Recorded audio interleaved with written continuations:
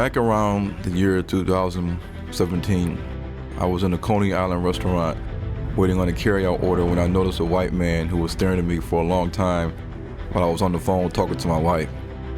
I asked the man, "Can I help you?"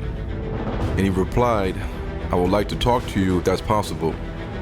I told my wife I would call her back, and I walked to the man to see what he wanted. He stood up, looked me in the eye, and said, "What is God's name?" I said, "It depends on who your God is. It could be Zeus, Satan, Baal, Allah, Osiris, Horus, Dagon, or whoever." He replied, "No, God's name is Yahuwah or Yahuwah."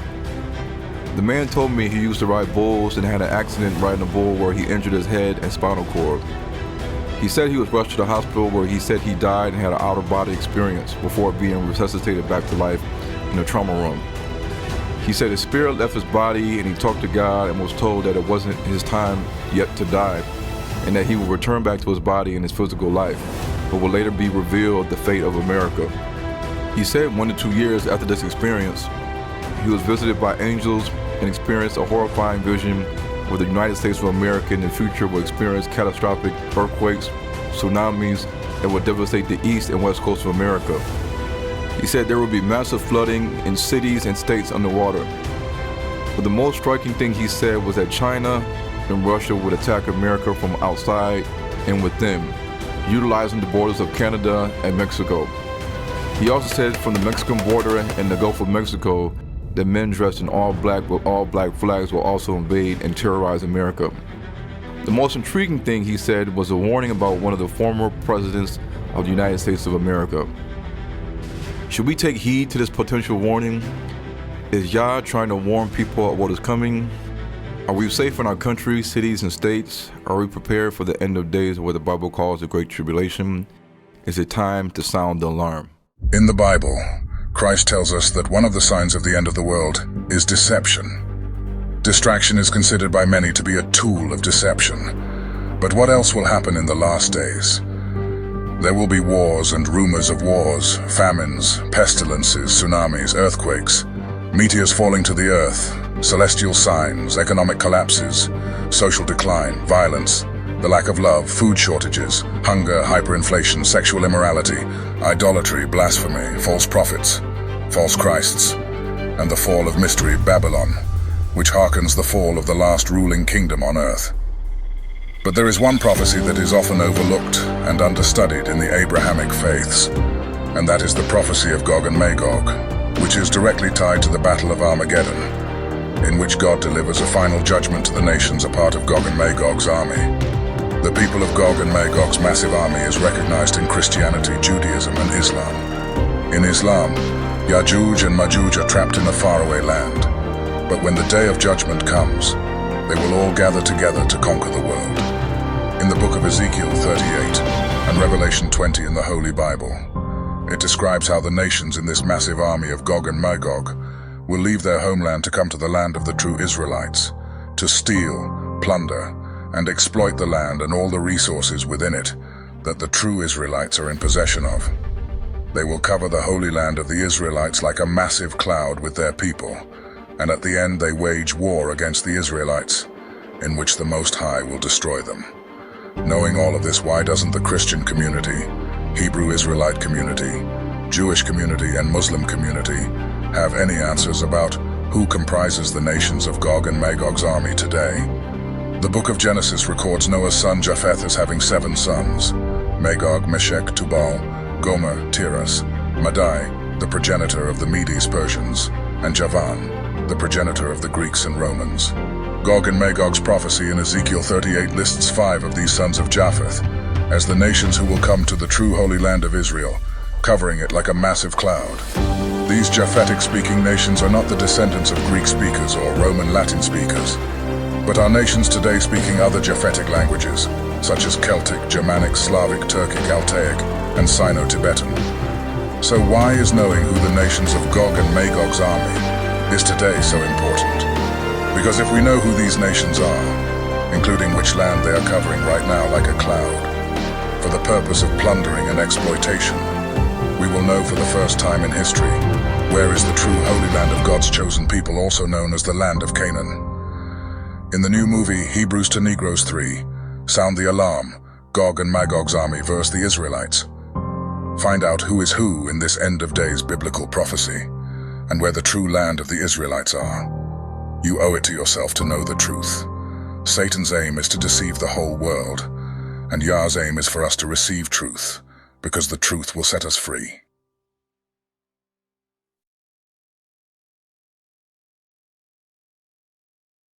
Okay, so today I'm going to be keeping in line with the itinerary, talking about things that we can do now while we're in America, for those that have been seeing what's going on in America, even prior to the elections and Donald Trump and the things that he's doing or plans on doing.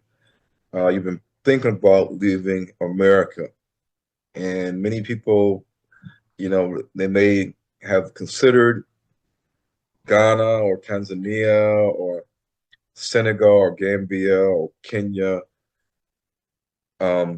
amongst other places. And some might have been considering Southern Africa, like South Africa or Botswana. But we're going to talk about Southern Africa, the things that we have going on down there. We are living in critical times. I think that these times are critical, and these times are unsure. You're not sure of what's going to happen this year. Are we going to go to war with anybody? Are we going to be attacked by anybody? Are we going to have a pandemic? There's a lot of things that we don't know. There's a lot of uncertainty that we are facing, and a lot of people in America are struggling. The Generation X, the young people are struggling to achieve their American dream that their parents and grandparents achieved. And even those that are in their 40s and 50s and 60s, it's not exactly that easy. Everybody's working, hustling, trying to make money to take care of their monthly expenses. And at the same token, try to figure out how are we going to survive all these things that are coming. Because in the world we live in today, we have to continuously have a flow of money coming in to continue to pay for things, including our property taxes, our food, because we don't have a farm, we're not farming, and all these things that we have to deal with in America, and also be there to take care of children that are not able to fend for themselves financially, and they need help occasionally from their parents. So you have to have money for that too, because these things is happening. So, all right. So the Bible tells us that Satan, the devil, Lucifer, he deceives the whole world. And if you are here today, like I was mentioning earlier, there's a lot of obstacles in place to keep people from not hearing a certain message. And this message is, in my opinion, one, to know who we are as the Israelites. Two, to know where our homeland is, our true homeland, the land of Canaan, the land known as Israel.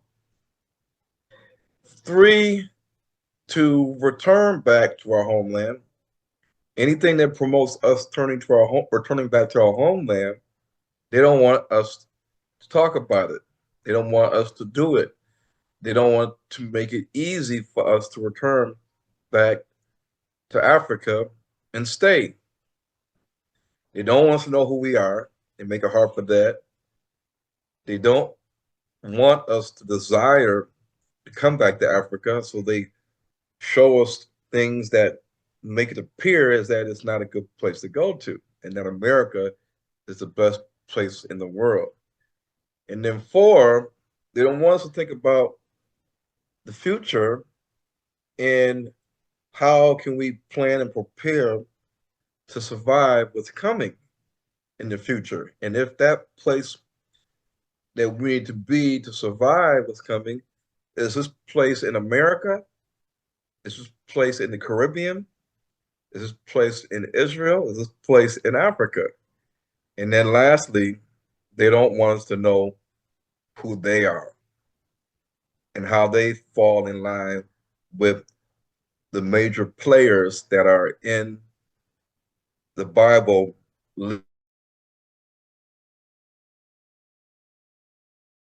those that Yah prophesies against.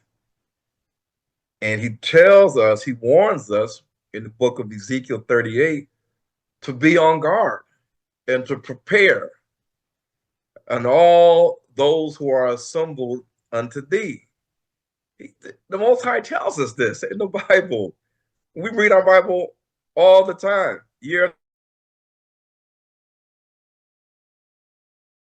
Still can't figure it out. The Bible literally told us and gave us what to look out for. The Bible tells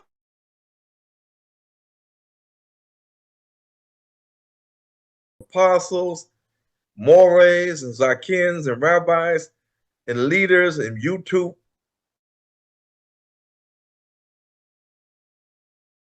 channels. We seem to still not get it. So if you're here today, you're not here by chance. You're here for a reason. The Most High, you will see by looking around you that many people in your family, you're not thinking about leaving America. They're not thinking about leaving America. This good old America, like Malcolm X says. Even those who have knowledge of the Bible and are devout, have been devout Christians for decades, they're not thinking about leaving America because they have been taught in the Christian church that you don't have to prepare for nothing, because in the moment of the twinkling of an eye, we're going to be caught up and we're going to be transformed into glorified bodies to be with Christ in the air. This is why I used to hear all the time from my dad and other pastors in the Pentecostal church, all the time. But the Bible and what Christ says in Matthew 24 and Luke 21 is something different than what the pastor is always telling us. The Most High is going to allow those that are worthy and chosen to have an opportunity to escape what is coming. Now, why would Yah tell us to flee and escape if he is coming to get us? And a lot of times Christians will say, well, in the New Testament, Paul says we're going to be caught up, we're going to be raptured. And I say to them, well, is Paul Christ? And what did Christ say? I said, listen, if Paul and Christ were standing right in front of you, let's just say Paul walked in and said, you need to stay here, don't go anywhere. I know you're scared that there's a tsunami coming and you need to stay here. And then Paul left. And then Jesus walked in. And Jesus said, you need to get out of here. A tsunami is coming. And I'm warning you, you have to go. You have to flee. And then Jesus left. Christ left. Whose instructions would you follow? Christ or Paul? And I said, Paul can't teach anything that goes against what Christ says. Otherwise, he's not teaching what Christ says. If he's a disciple of Christ, then he should be teaching exactly everything that Christ says. So I said, you cannot go wrong. And I say this exactly word for word to my mother. I said, if you follow Jesus' words only, You cannot go wrong. And I say, do you believe what I just said? If we only follow Jesus' words, I say that to her because she doesn't know what Yahusha, Yahweh Shai, Yeshai, she doesn't know these terms. And she says, yes, of course. Okay, so is Jesus God? And she says, yes. I said, okay, so in the Old Testament, Jesus was talking when it was God talking. And in the New Testament, it's the same thing, no matter how you want to take it. So if you give them scripture, you say, well, in the Bible, it says, you who dwell with the daughter of Babylon, you need to flee. You need to escape. You need to flee. This is Zechariah 2:7. Revelation 18:4. It says, I heard another voice from heaven saying, come out of her, my people, so that you will not share in her sins or contract any of her plagues. And this is the end. This is the great tribulation. And everybody knows the scripture if you're in the Christian church. And I don't want to take part in the judgment and plagues that Babylon is going to receive. And so the Bible tells us, come out of her. Well, we can't say we're out of Babylon and we're still in our home in Babylon, going to work, doing the same thing. Because, at the end of the day, when things start happening in the news, we are affected whether we like it or not. Black people are not going to be exempt if a tsunami is going to hit the East Coast of America, and we are on the East Coast of America. They're going to tell us on the news that you need to evacuate. Not black people, you don't need to evacuate. You're going to be saved, and everybody else needs to evacuate. No, because if you use logic, it means the tsunami is going to hit. Ecclesiastes 1:9 says there's nothing new under the sun, and it says, basically, it reads as this: what has been will be again. What has been done will be done again. There's nothing new under the sun. When Solomon wrote this statement, he was emphasizing the cyclic nature of human life on earth and the emptiness of living only for the rat race. People throughout time continue to wrestle with the same basic questions of existence. The Most High has already shown us via the first Exodus what steps we must take to leave Babylon. He did it with Egypt in the first Exodus, and he gave us an example in the beginning how we can do the exact same thing. And he taught us already. And he prophesied what we are going to receive. But we still don't see it. Exodus 6, the Most High said for Moses, and Moses was the intermediary between God and the Israelites. And he told the Israelites that God, the Most High, says, this is what he said to me, I am Yahuwah, and I will bring you out from under the burden of the Egyptians, and I will rid you out from their bondage, and I will redeem you with a stretched out arm and with great judgments, and I will bring you unto the land concerning the which I did swear to give it to Abraham, to Isaac, and to Jacob, and I will give it to you for the heritage. So the Most High told Moses that he will bring them out from the land of Egypt into the land of Canaan. He said that he will do it. Just like Israelites today say, when we were at the conference in North Carolina, some Israelites got up and said, well, we don't have to worry or do anything because the Most High is going to take us. He's going to gather us. He's going to gather his elect. This is what some people said at the conference. And I said, well, how does that look?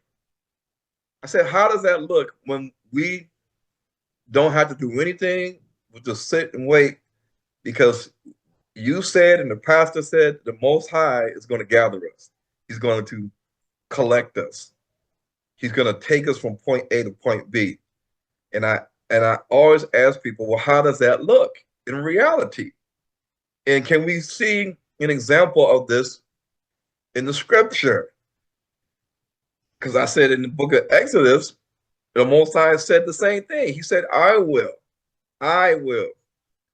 Not the angels will, not somebody will. He said, I will. Well, we know in the story of the Exodus that Moses had to lead the children of Israel out of Egypt. And they had to all walk. And they all followed. And they were an organized, structured unit with ranks. They had ranks, and they were not just sloppily just put together, just people just following one man. They had order. They had elders. They had warriors, fighters. They had women and children. They had, they had these things.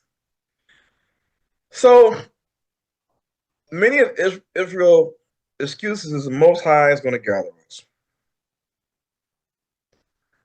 Just like in the Christian church, when the Christians say, when they look at TV and they see Israel in the news and they see Iran and they see any talks about peace, and they say, Ron, the Bible talks about a peace treaty for 7 years, and that, Christ is coming back soon. He's going to take us up. He said, this started to look like Bible prophecy, Ron. Christ is coming. He's coming to get us. And I say, okay. And so the Israelites today are still saying the same thing. Most High or Christ is going to gather us. We don't need to do anything. No need to prepare for nothing. Just sit back and chill. Israel says the Most High is going to feed us. We don't have to plant, till, sow anything. We don't have to harvest. We don't have to plant. We don't have to do no work. Most High is going to feed us. So all these plants and vegetables, lettuce, cabbage, peppers, cucumbers, tomatoes, eggplants, carrots, all these things are going to just grow on their own. They're just going to grow on their own year after year after year. We don't have to do nothing. The Most High is going to do it. Israel says the Most High is going to provide a place for us to live. So the Most High is going to build us homes. The Most High is going to supernaturally build us a home. And the angels are going to supernaturally build us a home. And then we have multiple homes, and we have a village, we have a community. We're not going to have to do anything. No, that's not reality. It is not reality. You can fly to anywhere in the world and just land somewhere in an open field, and if you want to live in a house, you're gonna have to build that house, whether it's a house made out of bamboo and sticks and wood, or a brick house. You're gonna have to build that house. Nobody's gonna build it for you. But in the Israelite community today, we spiritualize everything and say the Most High is going to take care of it. He's going to take care of everything, right? You don't have to worry. You're fear mongering. This is a flea doctrine. The 10 plagues that hit Egypt occurred before the Exodus.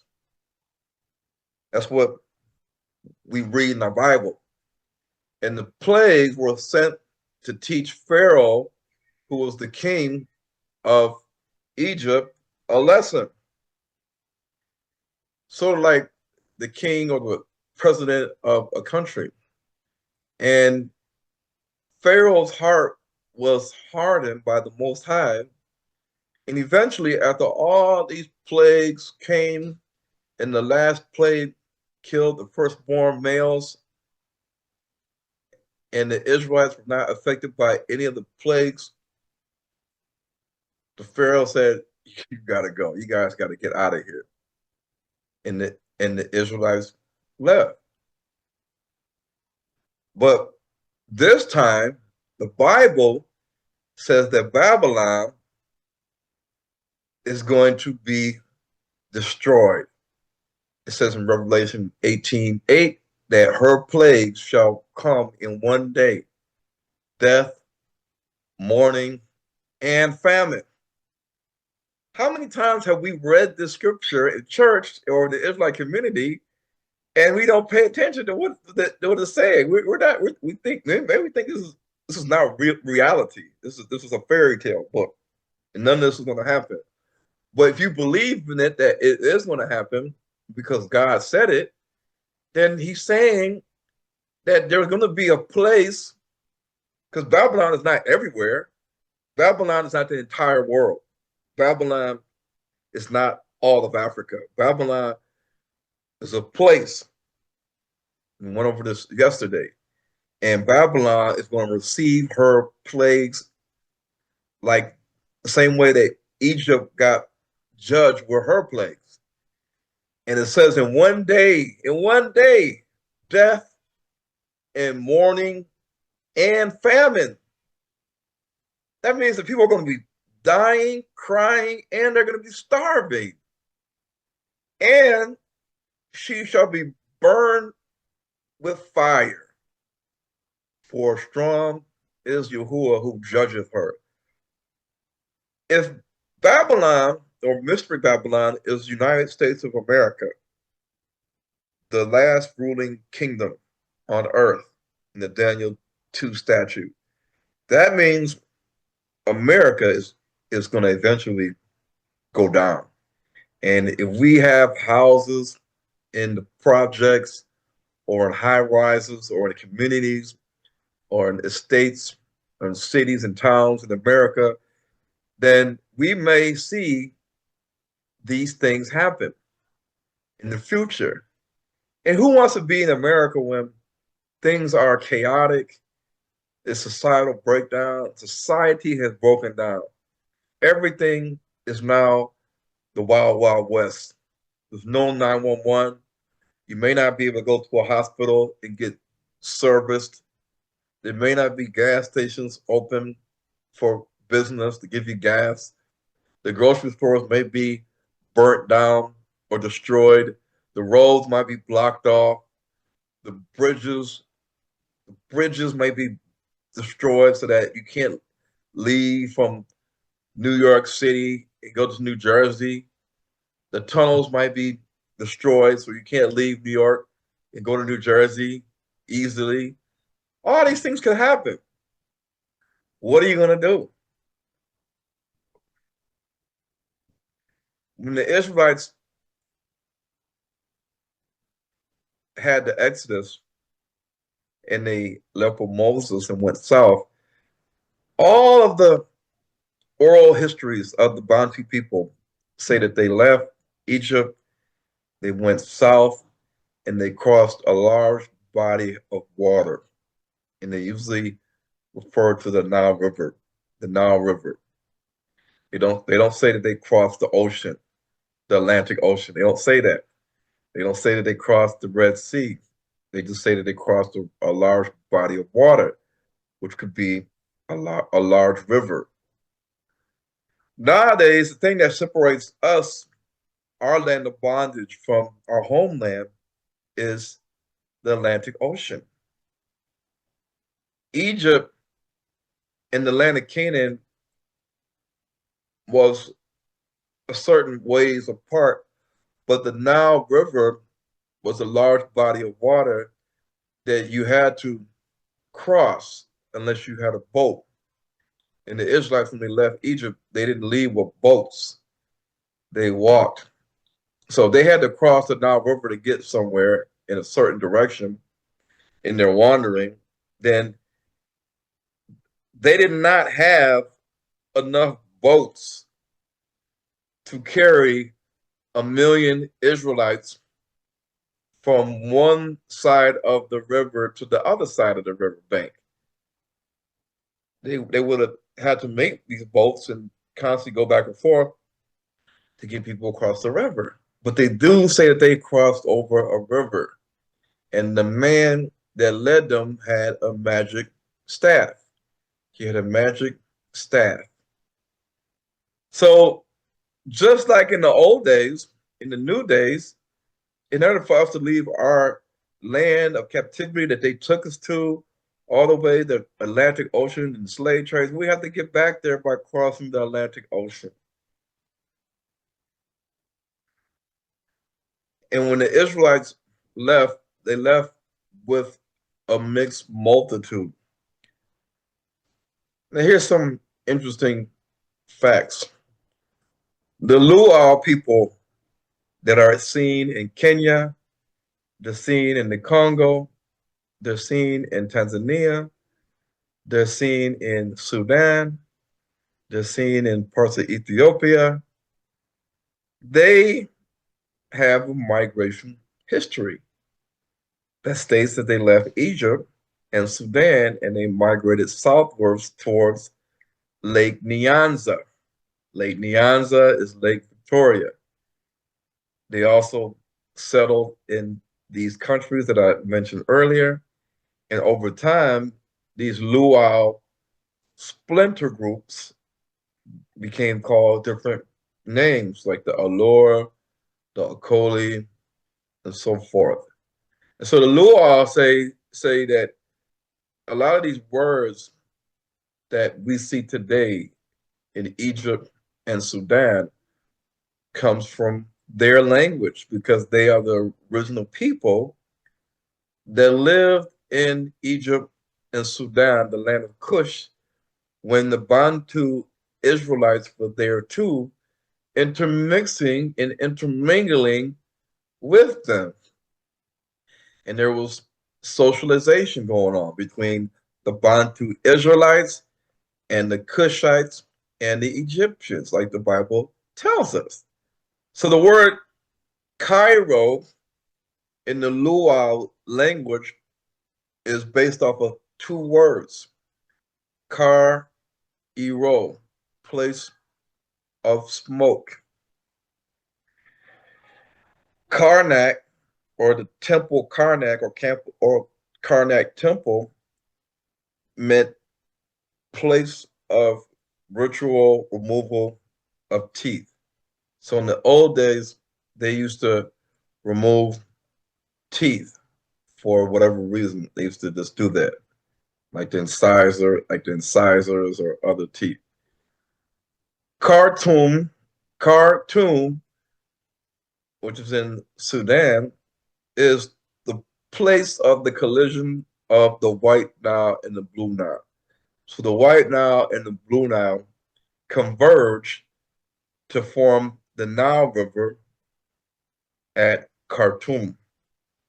This is what it means in their language. The city of Khartoum in Sudan is exactly what the Luau language says it means. The Blue Nile and the White Nile come together in Khartoum. And then from that point on, the Nile River is one branch and it flows to the Mediterranean Sea. The Luau people, many of the Luau clans practice circumcision as well as other Hebrew traditions. And some clans have high percentages of the E1B1A haplogroup, also EM75 and B2, which is a Canaanite marker. And they have also Bantu mothers and their markers for the maternal DNA. In ancient Egypt and in Sudan, they beat the drum and the tambourine.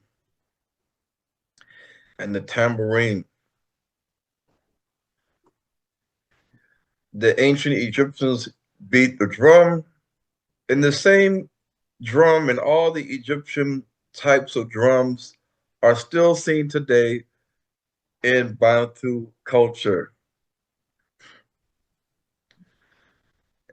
The Israelites of old, they worship the Most High when they were together by beating drums, cymbals, timbrels, tambourines, and they had horns, and they had harps. And this is seen in ancient Egypt. The Bible says in Exodus that Aaron's sister took a tambourine or drum in her hand, and all the women followed her with tambourines and dancing. So as they were beating the drums, they were dancing.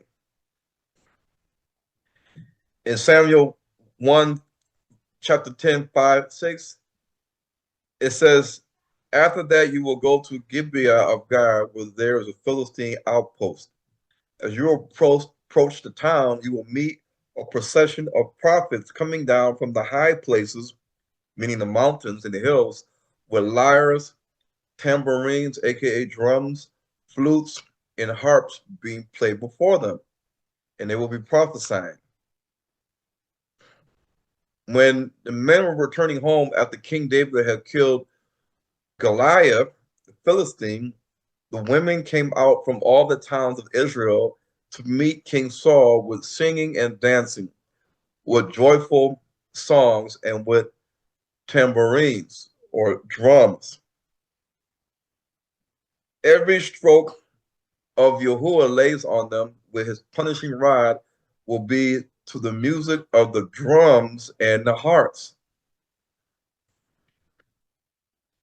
Begin the music, strike the drum. This is Psalms 81:2. Psalms 149:3 says, let them praise his name with dancing and make music to him with drums and a harp. So the Israelites were beating the drum and dancing. They were not playing the piano. They were not playing the keyboard. They were not playing a saxophone. They had simple instruments in those days. And one of those instruments was the drum. The Luau people had socialization living amongst the Israelites. And likewise, the Israelites had socialization living amongst and intermarrying with the Cushite and Egyptian tribes. So imagine you are an Israelite and your wife is Egyptian, and y'all live in the same hut or the same house. Imagine if you're an Israelite man and your wife is a Cushite. Now you got the merging of two cultures in two languages. Same thing if an Israelite woman married an Egyptian man or a Cushite man. Now you have the merging of two cultures under one roof, where you're speaking Hebrew and you're speaking a Hamitic dialect. You got Hebrew customs and traditions, or Shemitic customs and traditions, and then you have Hamitic customs and traditions.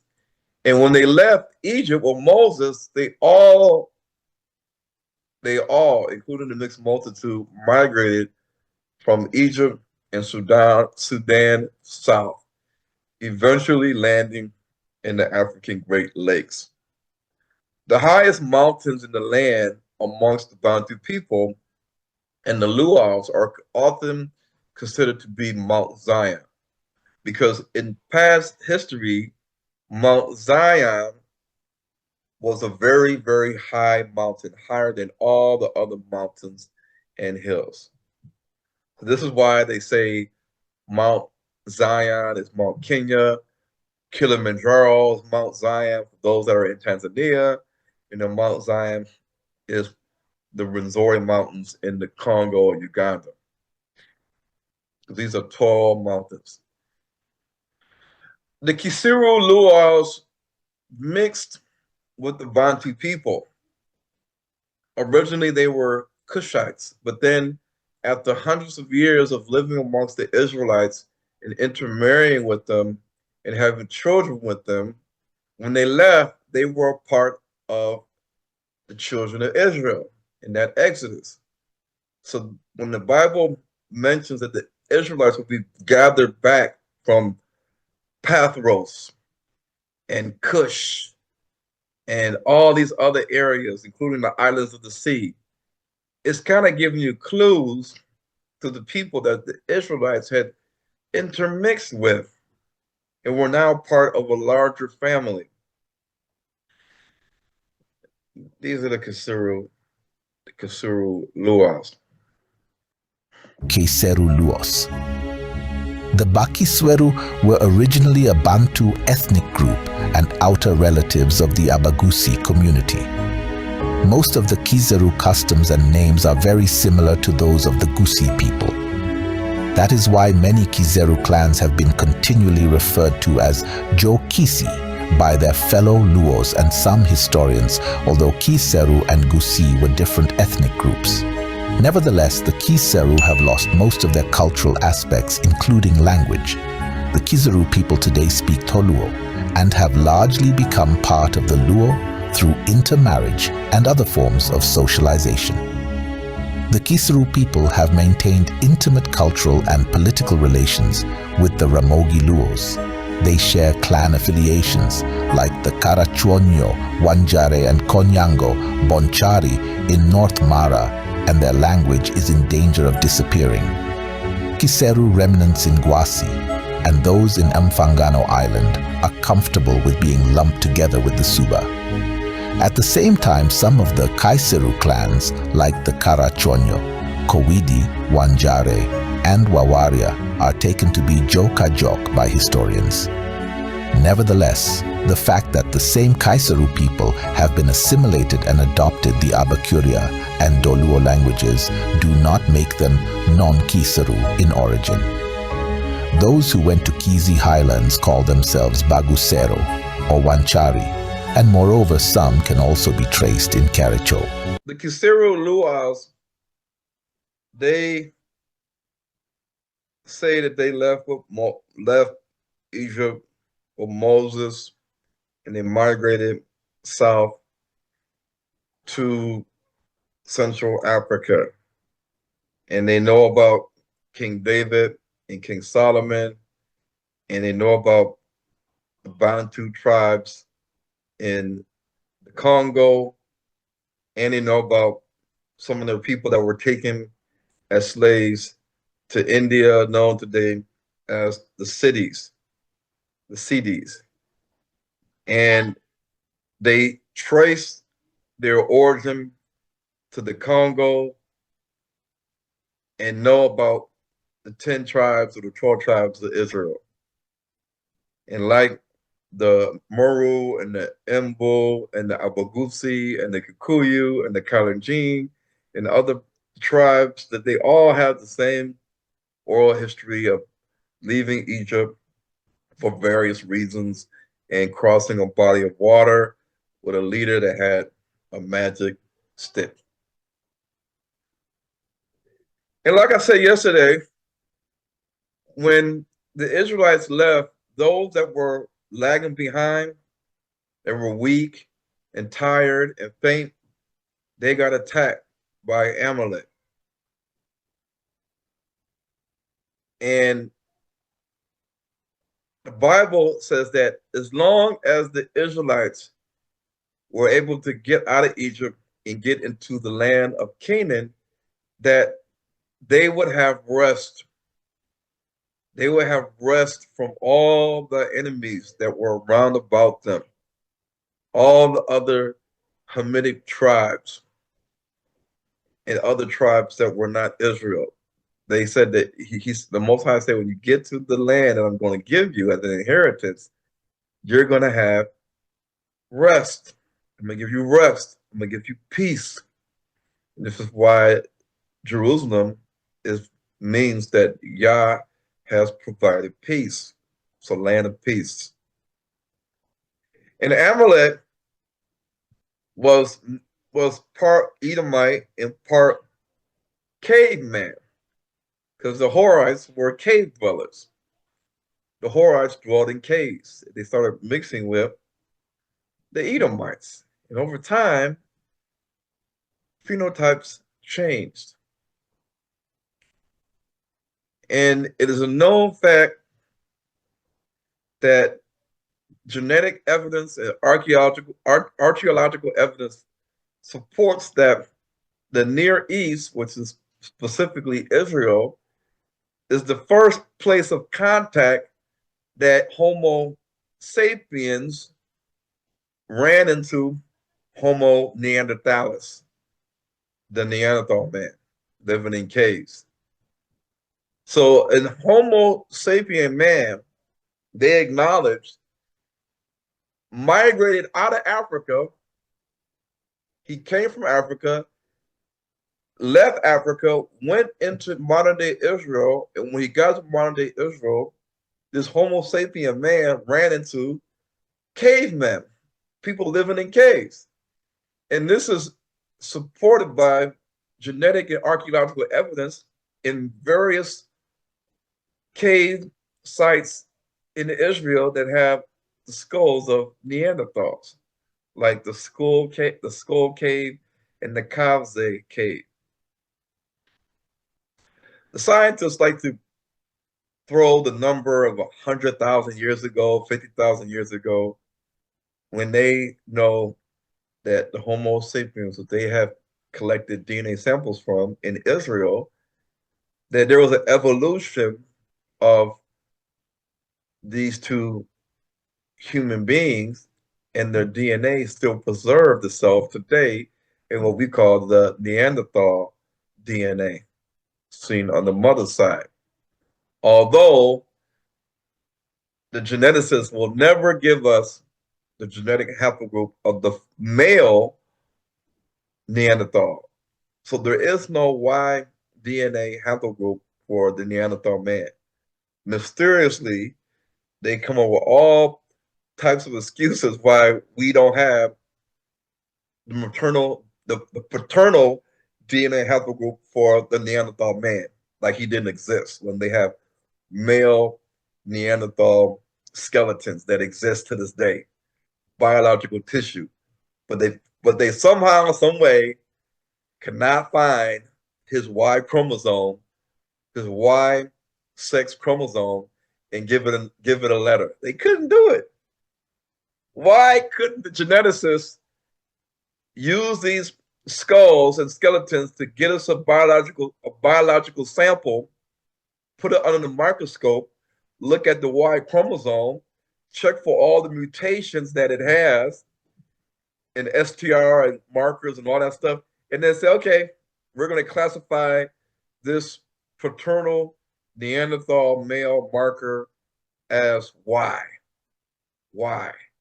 They could have did that. They could have did that, but they didn't do it because they don't want us to know who today is the living descendants of Amalek or the Horites. They don't want us to know who today are the living descendants of the Horites and the Horites' connections to Amalek and the Edomites. So 40 years of wandering, when Esau had left prior, he left the land of Canaan when he was with Jacob, and he went to a faraway land and dwelt in Mount Seir with the Horites, the cave dwellers. So was the wandering in the wilderness, was it in the desert of Arabia or the Sinai Peninsula, or was it in the interiors of sub-Saharan Africa? And the Israelites migrated, they followed and followed and followed, eventually getting into the African Great Lakes region, where you have Lake Edward, Lake Albert, Lake Kivu, Lake George, Lake Tanganyika, Lake Rukwa, Lake Victoria. And the Europeans knew this, and they came and dominated these lands. And they established the Congo River as a free trade territory. So like I said yesterday, in the Shona word Tanganyika, it means first country, first land. The Israelites spent 40 years in the wilderness before arriving to Canaan. Why does Tanganyika mean first country or first land? Well, in the Swahili language, the word Tanga means to wander aimlessly. And the word Nyika in the Swahili language means wilderness. So Tanga Nyika means wander in the wilderness. This is a Bantu language that existed before the white man came into Africa. In the Bantu people's language, because the Bantu people are the Israelites, and we are the Israelites, we have the same DNA as the Bantu people, E1B1A. They are us, we are them. The Bantu people's language, the original language that they had before English, French, Portuguese, Spanish, their original language, the word Tanganyika already meant wander in the wilderness. It already meant that. Why would they even had the meaning of the word Tanganyika to mean wander in the wilderness? Why would they have that if it does not line up to their past history of leaving Egypt and Sudan and entering Ethiopia, entering Kenya, entering Tanzania, and wandering through this thicket of forest land, grassland, shrubland? Now the ancient, and this right here is really, really going to blow your head off. The ancient Egyptians and the ancient Israelites, they had their own meridian line, their own longitudinal line.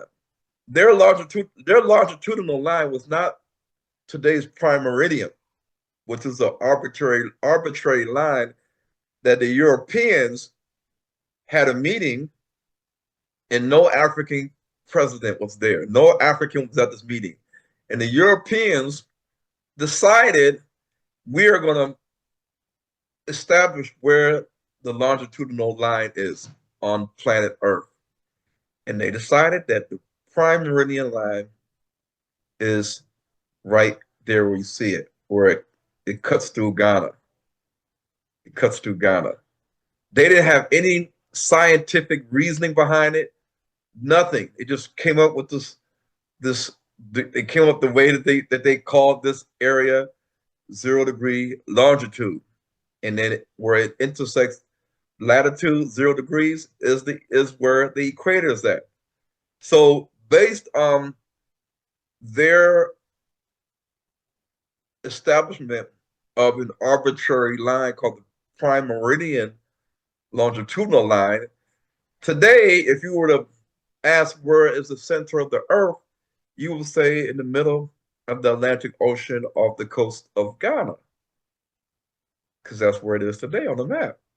But the meridian line, or the first line known by the ancient Israelites and the ancient Egyptians, was 31 East Meridian. So today, what we say is the 31 East longitude coordinate is what the ancient Egyptians called their meridian line.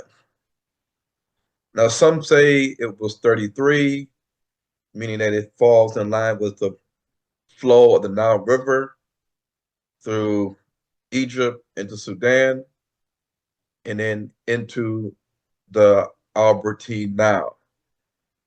Because if you understand the flow of the Nile River and its source, because they say the source of the Nile River is the Garden of Eden. So it's like a scientific life connection.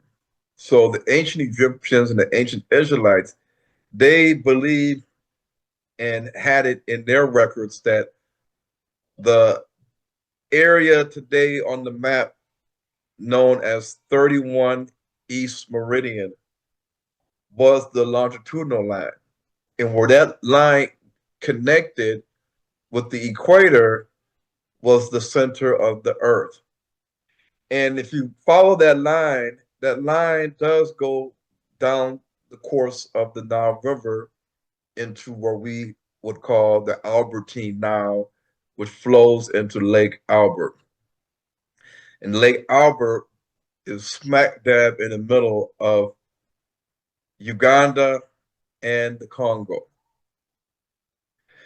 Today, if you were to use Google Earth and track 31-degree East Meridian and 0-degree latitude, you will find that this area is sitting right outside of the Missouri Mountains that stretch from the DRC to Uganda, west of Lake Victoria. The same area that on the map in Marvel comic books is the land known as Wakanda.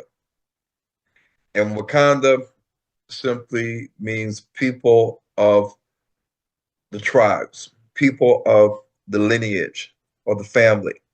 Because in the Kikongo culture, Kandas were like different clans, different tribes, different Kandas. So instead of saying different tribes, you will say Bakanga. Bakanga means the people of the tribes. And the Congo happened to have 12 Kandas. 12 Kandas, which were essentially families. Like you have the 12 tribes of, say, Detroit, and you have the Dalton tribe, the Johnson tribe, the Smith tribe, you know, the Owens tribe. This is kind of like how the people in the Congo utilize the word Kanda as like a tribe or a family line. And so the Kingdom of the Congo had 12 Kandas, K-A-N-D-A. And each of the Kandas of the family line or lineage or tribe was ruled by a leader, like a governor. But they all had the Kingdom of the Congo all had one king to rule over all 12 provinces that were the place that each tribe had their own territory. This stuff is so deep that they don't want us to know these things because they know that it connects us back to our true identity and purpose. The Bible says that Jerusalem is the center of the earth. Jerusalem is the center of the earth, and Jerusalem is surrounded by mountain ranges and mountain belts, which we can prove, and I'm going to do that tomorrow. So listen.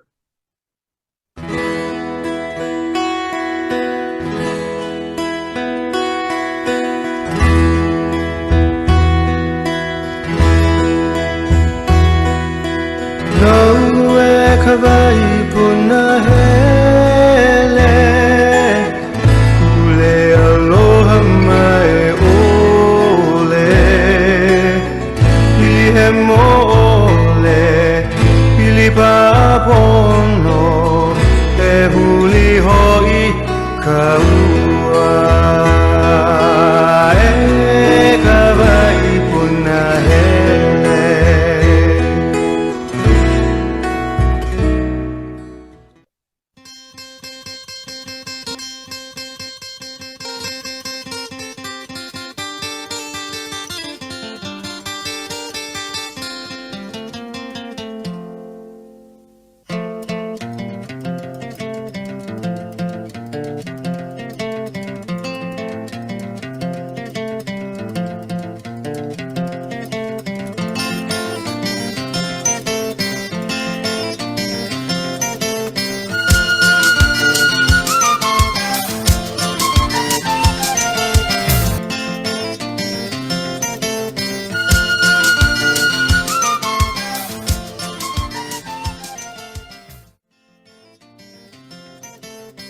So some months later, we got to South Africa.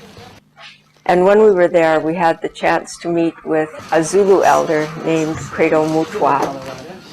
The conversation went the way most traditional conversations go. Credo Mutwa began to tell traditional stories from his history and from his culture, and that was by way of introducing us to Zulu culture, but also a way of finding out how we're related to each other. Yes. You went far away in the world with this great warrior man. They call it Mau. Maui? Yes, Maui. He was a great chief. Yes. And he went across the sea and he never came back. Well, there was a kind of a hush in the room because, of course, some of us come from the island of Maui, and Maui is a traditional spiritual figure that figures centrally in Hawaiian culture. And we wondered how this man in South Africa could know about Maui. Maui, the great god man, he left Libya and he went across the world, a brave warrior, and he fished many countries, many islands. He brought them out of the sea. He was a real man, not a story. He was there. Why? Because we also in South Africa, we the black people, we know Maui or Mawela, the one who crosses the ocean. He was a real man. He went away to the land of the sunrise and never came back. From that conversation and how that brought us back into the ancient connections between Hawaiian people and African people, Credo Mutwa produced this incredible necklace, which must have weighed close to 20 pounds. And it had really strange, interesting beads, and the beads were rocks the size of a man's fist, a fistful of rock. And he asked, did anyone at the table know what this meant? Could anyone decipher the information that was encoded on the rocks? So I tried to make myself humble. I knew I didn't know what was on those rocks. And the necklace passed from person to person. And then just before it got to Auntie Poi Poi, I saw her hands start to tremble like this, both of them. And I thought to myself, oh, this is going to be good. Whatever's going to be happening, I really want to hear. Ay tapito, ay tapoto, ay kara. In other words, I said the heart. It is the pico or the center of the universe of the woman. Yes, ma'am. This is the top of the head of all things that is to come. The leaf of life will bring forth many in different stages. And then the sun will shine. The sun that had taken Africa's people away, the boat, like cattle, slaved. The fruit of the land has been barren. And then the coming back of the children. Again the sea shall arrive, and the fishes shall be like the silver fishes of knowledge, shall come back, and no war shall ever be again. This is what the sundial is telling. Yes, ma'am. It will open up the whole world. The center of the eye says that within the 2012, the year of the opening. Let me grab that. So basically, she deciphered the Zulu necklace as the children that were taken away, Africa's children were taken away as slaves on boats like cattle, that they will come back to Africa, and that when they come back, things would start to flourish, and things will turn around for the people of Africa, and there will be no more wars. It will be peace in this land, that the children of Israel were taken from and then brought back. Let me play it one more time so people that may have not caught it will hear it again. Hold on. I really want to hear. Ay tapito, ay tapoto, ay kara. In other words, I said the heart. It is the pico or the center of the universe of the woman. Yes, ma'am. This is the top of the head of all things that is to come. The leaf of life will bring forth many in different stages. And then the sun will shine. The sun that had taken Africa's people away, the boat, like cattle, slaved. The fruit of the land has been barren. And then the coming back of the children. Again the sea shall arrive, and the fishes shall be like the silver fishes of knowledge, shall come back, and no war shall ever be again. This is what the sundial is telling. Yes, ma'am.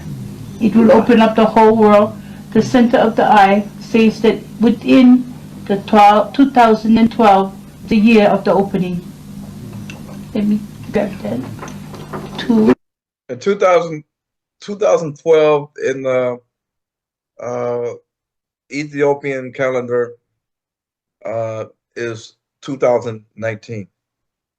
2012 is 2019, and I believe that 2019 was the year of return.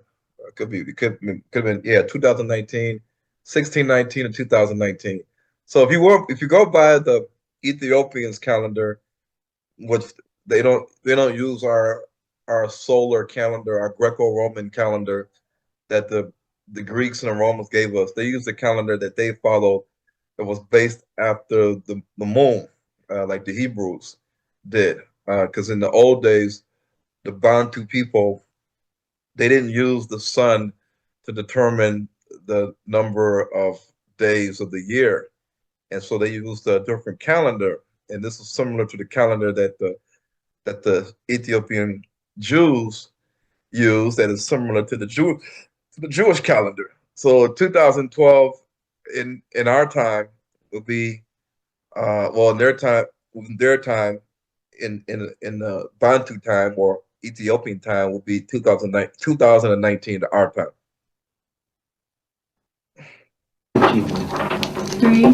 This is a lady from New Zealand who's reading this. And she's reading it exactly as Aunt Maya. And the tribes will again dwell, and the main two important tribes that belong to this land will again survive in the ancestral lands again. Credo Mutwa told Auntie that many wise men in his tribe had tried to learn from him how to read this necklace of mysteries, but they weren't able to.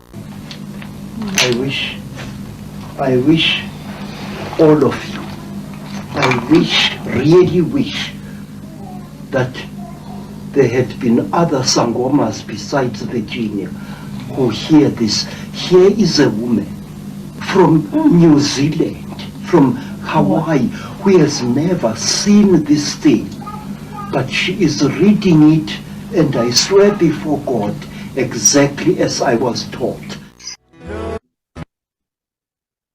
So the Hawaiians, the Fiji, the Maori, they all say that they came from Central Africa, where Tanganyika, Lake Tanganyika is, where it borders the Congo and Tanzania. And this 31-degree meridian line that they call the first line also is called the Nilotic meridian, because the ancient Egyptians, the ancient Cushites, the ancient Israelites in that day said this line was a high energy ley line. And the line goes from Cairo, Egypt, all the way down to South Africa. And it follows the course of the Nile River, the main river on earth that runs from south to north along this energy ley line. And this line also runs through the pyramid and Sphinx of Egypt and the pyramids of Sudan and Morocco, also Lake Victoria, and the Great Zimbabwe House of Stone. And you can sort of look at the 31 degree on the map 31 degrees east, and follow it up to the equator, and you'll see that it's situated right along the Uganda-Congo border. And then it follows up through Sudan, following the course of the Nile, and continuing through Egypt, following the course of the Nile into the Mediterranean Sea. This is a true longitudinal line that the ancient Egyptians, the ancient Cushites, and the ancient Israelites utilized and used. Therefore, in their time and in today's time, who use their old longitudinal line and the latitude line, which is the equator, then the true center of the earth, of the world, will be in Central Africa, where the Congo and Uganda borders each other. So during the Exodus with the Israelites, Moses told one person from each of the tribes, a leader from each of the tribes, to send them to the land of Canaan. In the wilderness, they had to go, they had to scout the land for 40 years. And the Bible reads as these men were heads and chiefs of their tribe. And it also uses the word Nasi. Nasi is a leader, a ruler, a chief, or a prince. So Moses sent chiefs to go into the land of Canaan, to spy out the land, to scout the land for 40 days.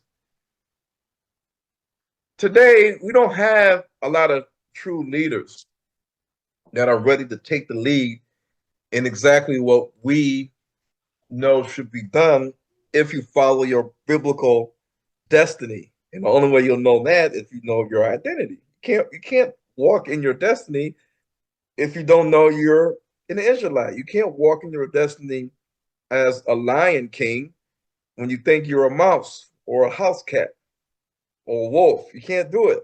You cannot understand that you are the heir to the throne and the king of the jungle, like the movie Lion King, if you grow up thinking that you are a house cat, or you don't even know you're a lion, or you don't even know that you come from a line of kings. You won't know your God-given destiny to rule. So the leaders today that we have, yes, they had good attributes in their own right, but it wasn't their time to lead us in the direction of our biblical destiny that's in the Bible. And a leader has to have hard work. He has to have opportunities that present themselves to him or her, and they have to have challenges arise. They have to have resilience. They have to go through disappointment. They have to take risk. They have to have faith. They have to have confidence.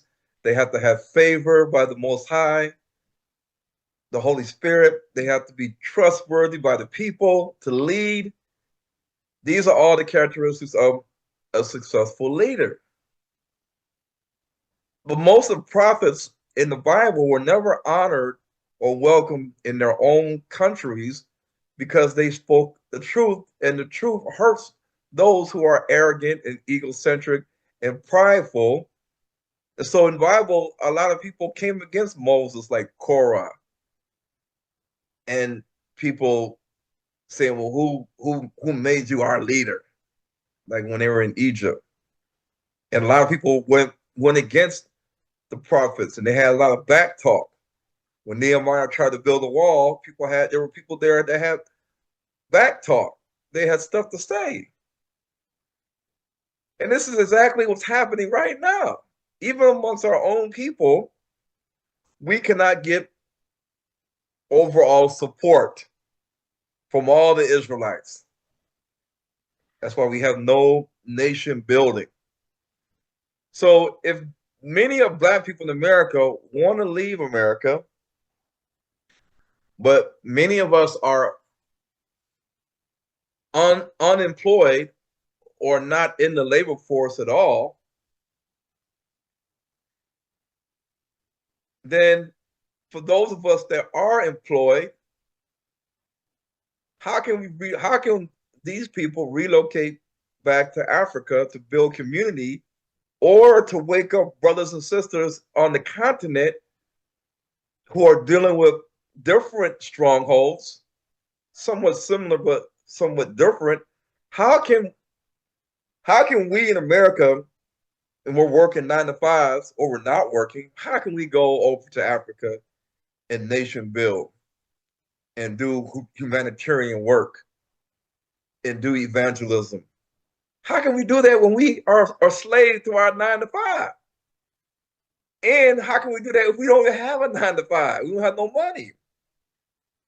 So the black man is an independent contractor in America. Let's just say he's a master plumber named Daryl Smith. He's a business owner, and he's not franchised. It's mainly him, and he has some people that help him.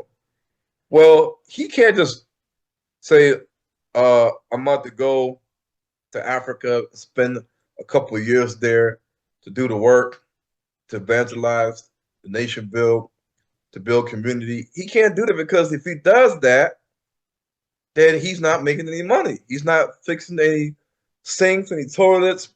He's not installing any hot water tanks or geysers.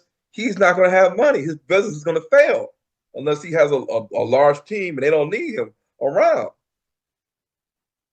So even if he has employees, he cannot be gone for too long.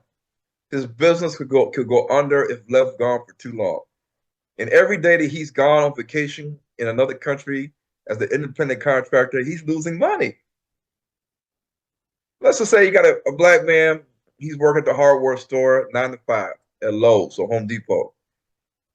Can this guy wake up the tribes? Can he community build in Africa? Can he unite the tribes in Africa with the truth and set up communities in sub-Saharan Africa, the land of Canaan, that is prophesied to sustain us? How can he do this when he is working 9 to 5 in Home Depot and Lowe's? Once he quits his job and says, I want to go to Africa, he's going to run out of money.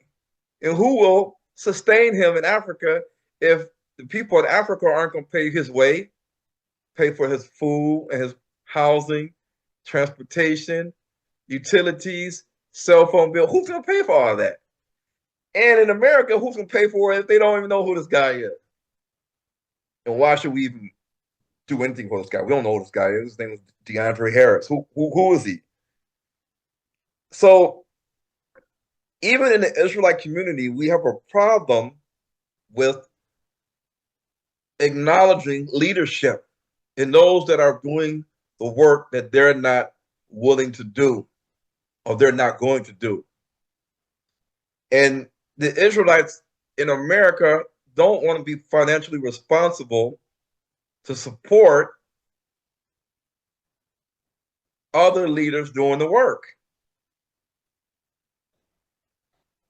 Can this guy do it? No, he can't do it. If he's working at UPS, delivering packages and FedEx, then as soon as he quits his job, he's going to be homeless with no money, living in Africa.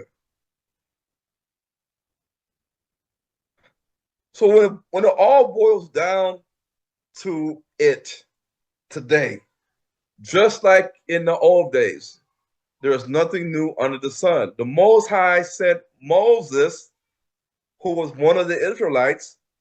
Moses was awakened. He was awakened, and he was groomed and trained and taught amongst the royal house of the ancient Egyptians. So Moses got to learn their ways. He got to see their ways and the things of how they did things.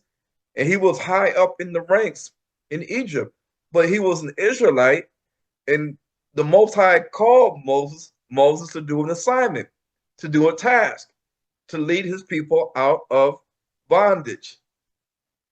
Even today, in this world we're living in right now, in this timeline, the problem with us, community building, coming out of this madness, getting some things done on the continent of Africa, we don't have a leader.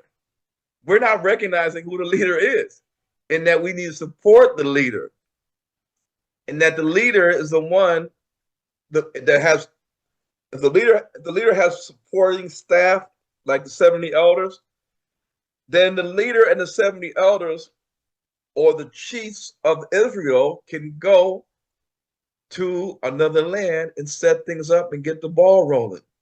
This is why Moses, the leader, sent 12 leaders from each of the tribe. Each of the tribes said, in our tribe, he is our leader.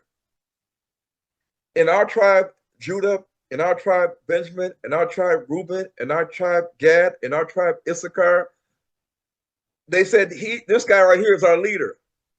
And Moses sent these leaders to the land of Canaan to scout. So even in the Bible, it tells us Moses was sent to lead, and then Moses, the leader, sent leaders from each of the tribes to go to the land of Canaan to scout. So we see the leadership constantly being shown to us in the Bible.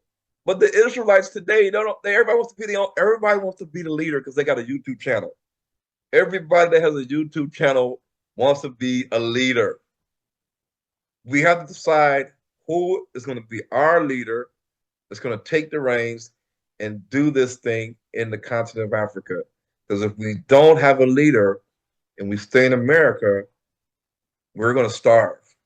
We're going to die. We're going to have dire straits and tough times in the future. So our future depends on us having a leader and recognizing a leader and standing behind this leader. I keep saying it over and over and over again.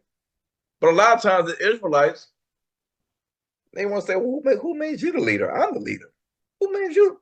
Who made you this so-called Moses figure? Who said we even need to leave America anyway? That's the fleet doctrine. There is no second Exodus.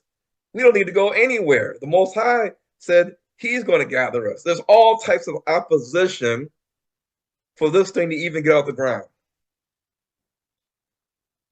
But we want to sit here in America and think that we're going to continue shopping at Walmart, Black Friday deals, holidays, getting all the goods and toys and knickknack and things. It's going to continue forever. It's never going to end. We are a lost people, and the mass media and social media have become more tools of our destruction than of our liberation. We have a lot of access to information online, including the ability to network using the internet, using social media. Back in the old days, we only had a telephone, and we could meet at church on Sundays and talk about things and meet in passing on the street in our communities. But now we have cell phones and social media and the internet, and we don't even use these tools for our liberation. These are tools of our destruction. So it's a lot of deception, a lot of distraction, and now that the powers to be have become hip to the power of social media, as they saw with Kyrie Irving and what he did and how that caused a chain reaction. They had to shut that down. Then now they're even getting more tougher on censorship, banning TikTok, people getting banned from Facebook, Instagram, YouTube. People do not want the truth to come out. And for this reason, Black Americans, even Israelites, we fail to see the big picture and walk in our biblical destiny. And like I said at the conference, we have hundreds of YouTube channels and YouTube viewers that are looking at Israelite YouTube videos day in and day out. But at the end of the day, what are we doing with the so-called power of social media? Who is using who, and how are we utilizing social media to get things done? And I said as content creators, as Israelite YouTube content creators, we have access to thousands of viewers, some cases millions, but we have not figured out a way to make these platforms work for ourselves. Instead, all we get is wear your fringes, don't eat pork, keep the Sabbath, keep the feast days, and that's it. The power of TV and the media. If you look at this movie called I Saw the Glow, I've seen this movie on the plane flying from America to Africa. And I said, this is crazy. This is a crazy movie that shows you how people can be really influenced by what they see. Young kids can look at Candace Owens, they can look at Adolf Hitler, and it can inspire them to want to do something. In reality, the reason why in Africa we see that the awakening is higher and more powerful, at least right now in the last couple of years, and how it's spread so fast amongst diasporas, because in Africa, it's harder to search for your identity and homeland when you are in your homeland and you have not really lost your identity. Many Africans already know what tribe they come from. They say we come from the Igbo tribe. They have an ancestral oral history. They have a land, Igbo land, where all the Igbos live. They have their own tradition and customs and culture. They have their own food, their own dress, their own language, their own ancient Igbo religion. So they already have a sense of identity. And on top of it, people in Africa have the desire to escape poverty and be successful. This is the reason why it's so hard for the awakening to break through in Africa, because one, they already have an identity that you're telling them you're an Israelite, and they're like, well, I'm an Igbo, or I'm an Ewe, or I'm a Bakongo, or I'm a Zulu, or I'm a Kosa, I'm a Sotho, I'm a Swana, I'm a Songa, I'm a Shona, I'm a Chua, I'm a Sukuma, I'm a Kikuyu. But at the end of the day, in addition to them already knowing their identity, they already have a language, a mother tongue. In addition to that, you got to deal with poverty, you got to deal with Christianity, you got to do a lot of things that you have to get their mind off of to even start to wonder, well, what is it about this Israelite talk and we being the Israelites? Why is that even important? I don't speak Hebrew. I'm not the Jews that like you see in Israel. I gotta pay my bills every month. My kids need to go to school. That costs money. So these are the things that's on the minds of many Africans, so that when you even talk about, do you know who you are? Are you a son of Ham or a son of Shem? What do they teach you in church? Who are you? A lot of these things don't even matter at the end of the day. But in America, it does matter for us because we don't have an identity. This is why it is important and crucial that the two sticks, meaning the diaspora, connects back to Africa to merge the things that we have lost and the things that we have acquired and obtained in our different lands, and bring it all together and unlock the door with the key. Restore the 12 tribes and unite one another. And so whether we're in America or Africa, it tells us that as in the days of Noah and as in the days of Lot, so shall it be in the days of the coming of the Son of Man, where things are going to get hectic.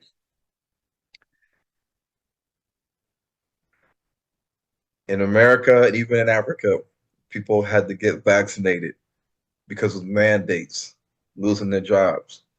And people did it. They followed the recommendations of the World Health Organization and other health institutions, hospitals, clinics. They said, this is a pandemic. In order to stay safe, This is what you got to do. And people did it. And many people panicked during this time because their employment was at stake. They wanted to get religious and philosophical exemption letters so that they can not take it if they're opposed to it. And some people actually quit their jobs. Some people decided to just give in to the request and go ahead and get the vaccine. And some people today have gotten sick from it. Some people have died after taking it. And the Bible says that we must pray that we're worthy to escape all these things that are coming. But what are we escaping if the Most High say he's going to come get us? The Most High say he's going to come get us, then why do we got to escape anything? So when the Most High tells us we need to escape, he also tells us what's coming. Wars, earthquakes, famines, starvation, pestilences, pandemics, fearful sights and signs from the heavens like UFO and drones and whatever else we think that's up in the sky that's going to get us start to get worried and panic. Nation rising against nation, people being brought into synagogues and prisons, betrayed by your parents, family, and friends.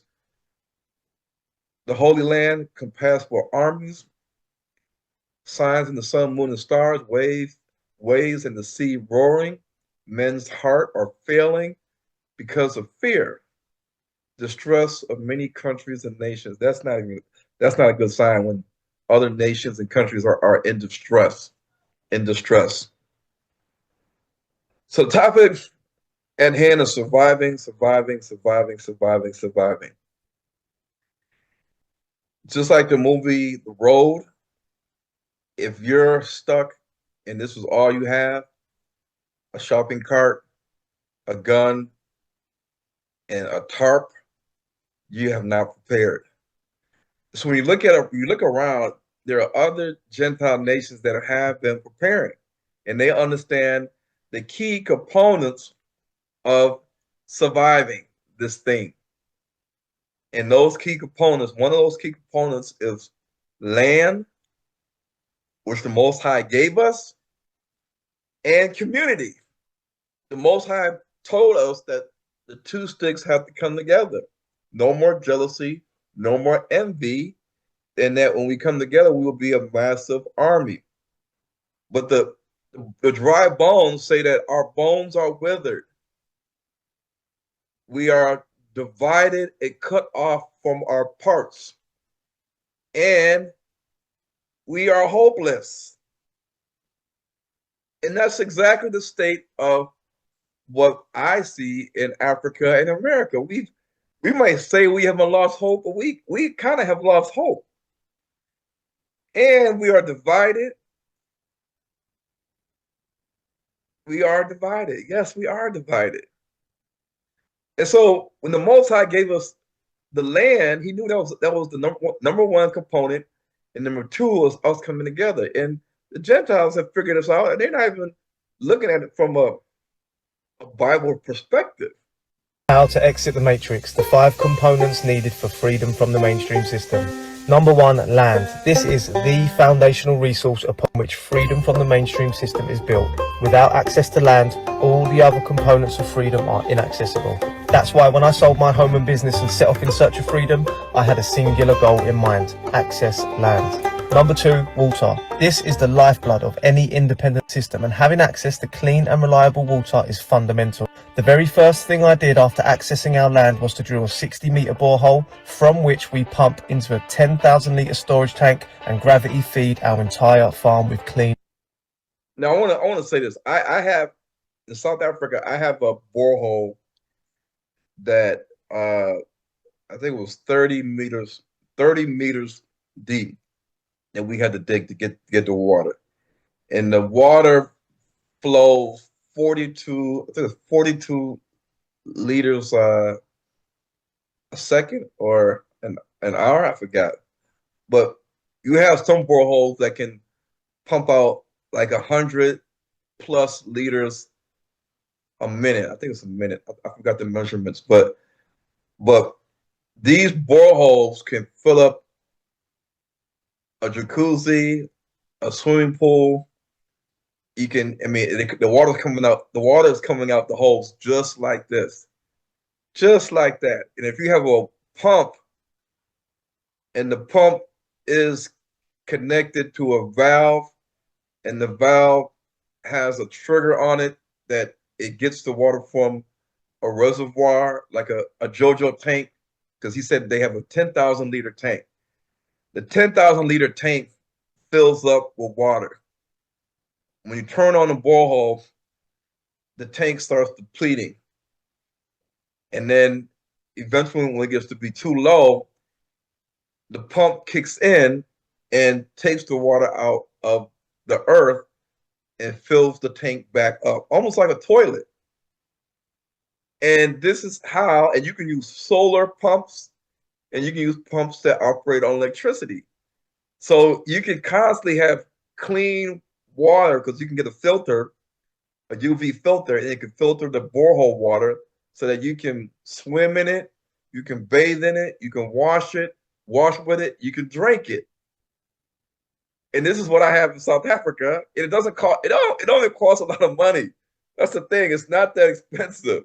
I got the invoice on my phone. It's not hard to do. And the Caucasians on this video, they got the land, and because they tap into the water underneath the ground, now they can irrigate the land and have the grass looking nice and green. If they got a sprinkler system, like a lot of people do in South Africa, and they can irrigate their crops, and they can water for the animals to drink and for the humans to drink. So they're showing you how we can live free, but we don't want to be free in America. We want to continue to live off of the municipality and the government. Go back here.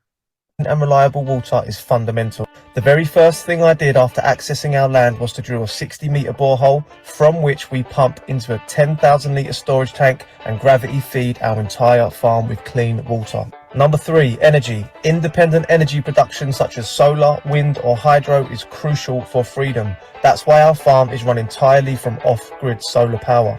Number 4, food production. If we wish to sustain ourselves outside the mainstream system. Let me say this too.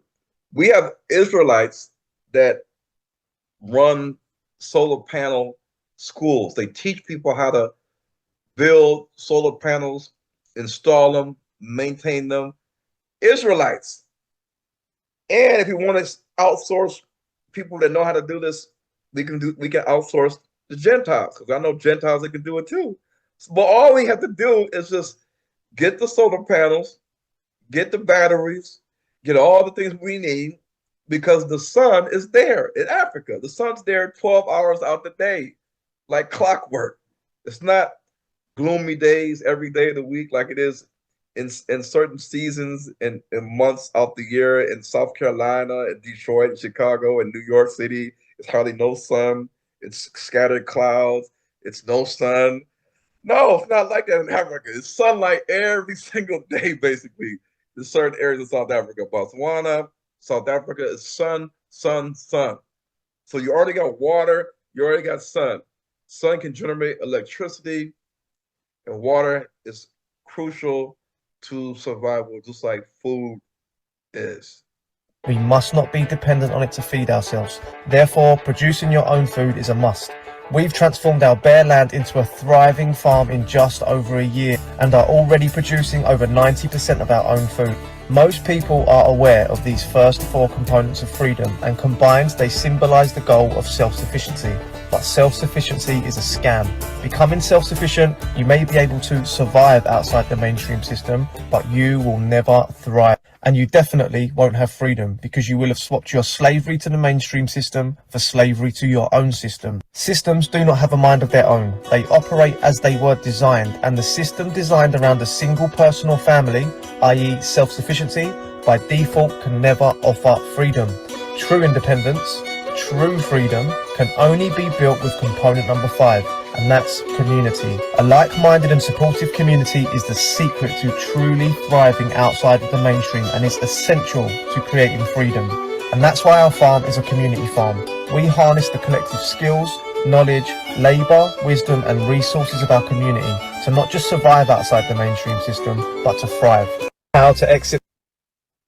Now, have you ever asked us, I asked myself last year, I said, well, all these lions and leopards and hyenas and jackals, how could there have been living amongst them goat, lamb, sheep, and cows?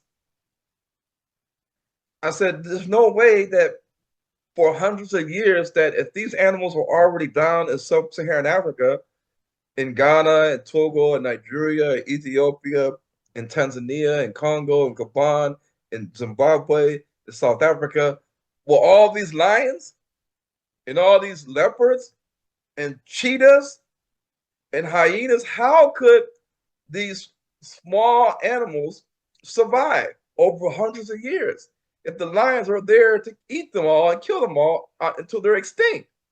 Then I had to think to myself, well, the Bible says that the Israelites left with a lot of cattle and livestock when they left Egypt.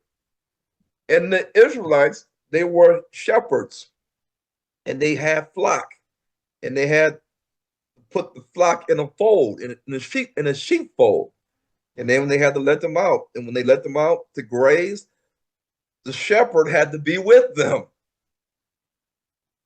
Because in some areas of South Africa, the shepherd doesn't even need to be walking with the goats and the sheep. They just roam South Africa and they come back before the sun goes down, and they get put into the sheepfold.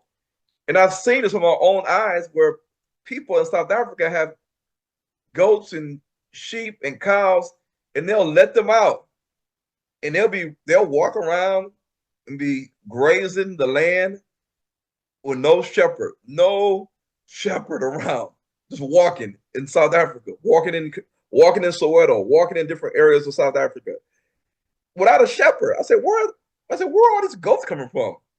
Like 50 goats walking with nobody. Where are they going from? And who is their shepherd? Somebody can steal these 50 goats. But no, the goats didn't always need a shepherd. But when the Israelites have migrated to Africa, sub-Saharan Africa, and they were around bears and lions and leopards and cheetahs, they had to have a shepherd. This is the reason why David, as a little boy, had to watch his father's flock, Jesse, and he defended the sheep from a lion and a bear. He said it. So in South Africa, in sub-Saharan Africa, we see all these goats, lamb, sheep, domesticated cows, because the Israelites brought them there when they left Egypt after the Exodus. South Africa and other lands in Africa is good land because it has plenty of water underneath the ground, plenty of sun, and plenty of resources. Have to get land and dig a well because the tap water is farmers because, well, mainstream food. Had to become farmers because, well, mainstream food is poisoned. We have to get land and dig a well because the tap water is poisoned. We have to take responsibility for our own health because instead of treating the root cause of disease, our doctors just prescribe, you guessed it, poison. For our washing, we use baking soda and vinegar because, well, laundry detergent and fabric softener are poison. Our wives don't use birth control because it's poison. And before you say anything, that's not why I've got so many kids. I wanted a big family, all right? Our kids don't go to school because we don't want their minds to be poisoned. We don't vaccinate our kids because the vaccines contain poison and they're ineffective anyway. And we don't eat out in restaurants because they cook the food in seed oils, which are poison. Basically, we had to check out of society because we don't want to be poisoned. We're still working out how we can stop the poison being sprayed above our heads, but other than that, we're doing a good job at dodging most of it. If you want out of society too, comment yes and grab my book that will teach you how to buy land and start a community farm from scratch. So we have So in South Africa, you have a lot of groundwater, mainly in the eastern region. The northwestern region is a little bit more dry, going towards Namibia. But in the southern, central, and northeastern, southeastern area, you got a lot of water. This is where a lot of your farms are at. A lot of your farms.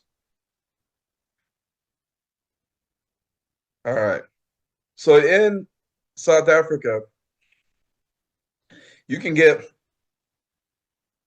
2-bedroom, 3-bedroom,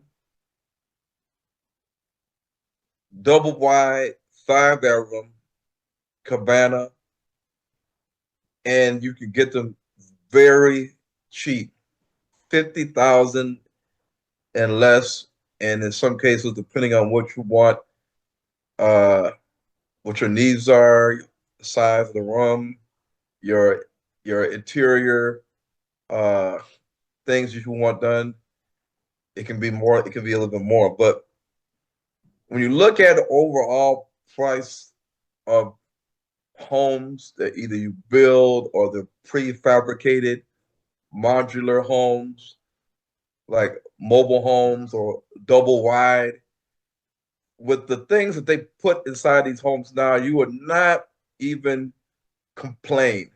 You will not even complain because you're living free. When you live in Africa, you're living free. You can tell that you're living free when you're in Africa.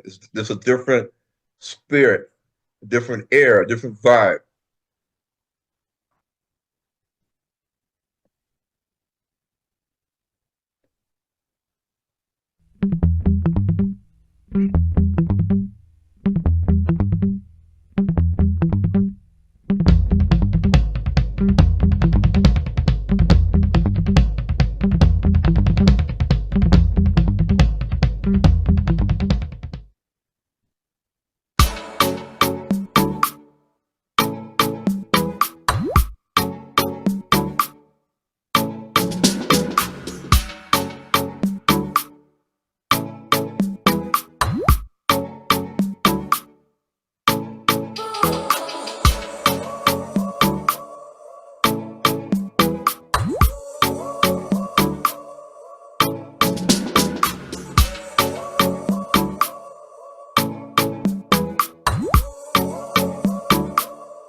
Now, this is a 150 square meter house. It's about 1,600 square feet. And keep in mind, 150 square meter is not huge, but you can make it work and it can be functional for you and your family. And this is how a community can all live on a large piece of land and survive and still enjoy the comfort of your own nice home that you're happy and comfortable with, whether it's you and your wife, you by yourself, you, your wife, and 2 kids. These are very affordable homes you can get built in Africa.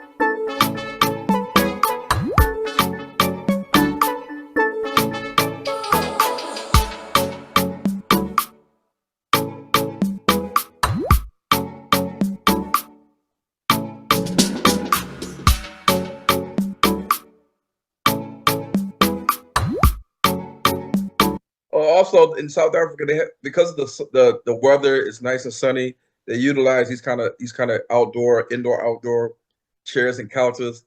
Then what a lot of people do is they'll get these doors that can retract and fold to where you can open up the whole front of your house to the outside, and you can close it. You can keep it all the way open so that it's like an indoor outdoor open kitchen lounge area. And if you're not worried about birds flying in or bugs or flies, then people in South Africa, they have these window doors that just retract all the way back, so like the whole front of their house is just wide open, and they don't care if a fly comes in or none of that stuff. They don't care because eventually I guess it'll leave, and they can sit, they can chill, they can drink lemonade, drink water, drink beer, they can barbecue outside. Kids can be playing outside, they can be swimming in the pool. This is how they're living in South Africa.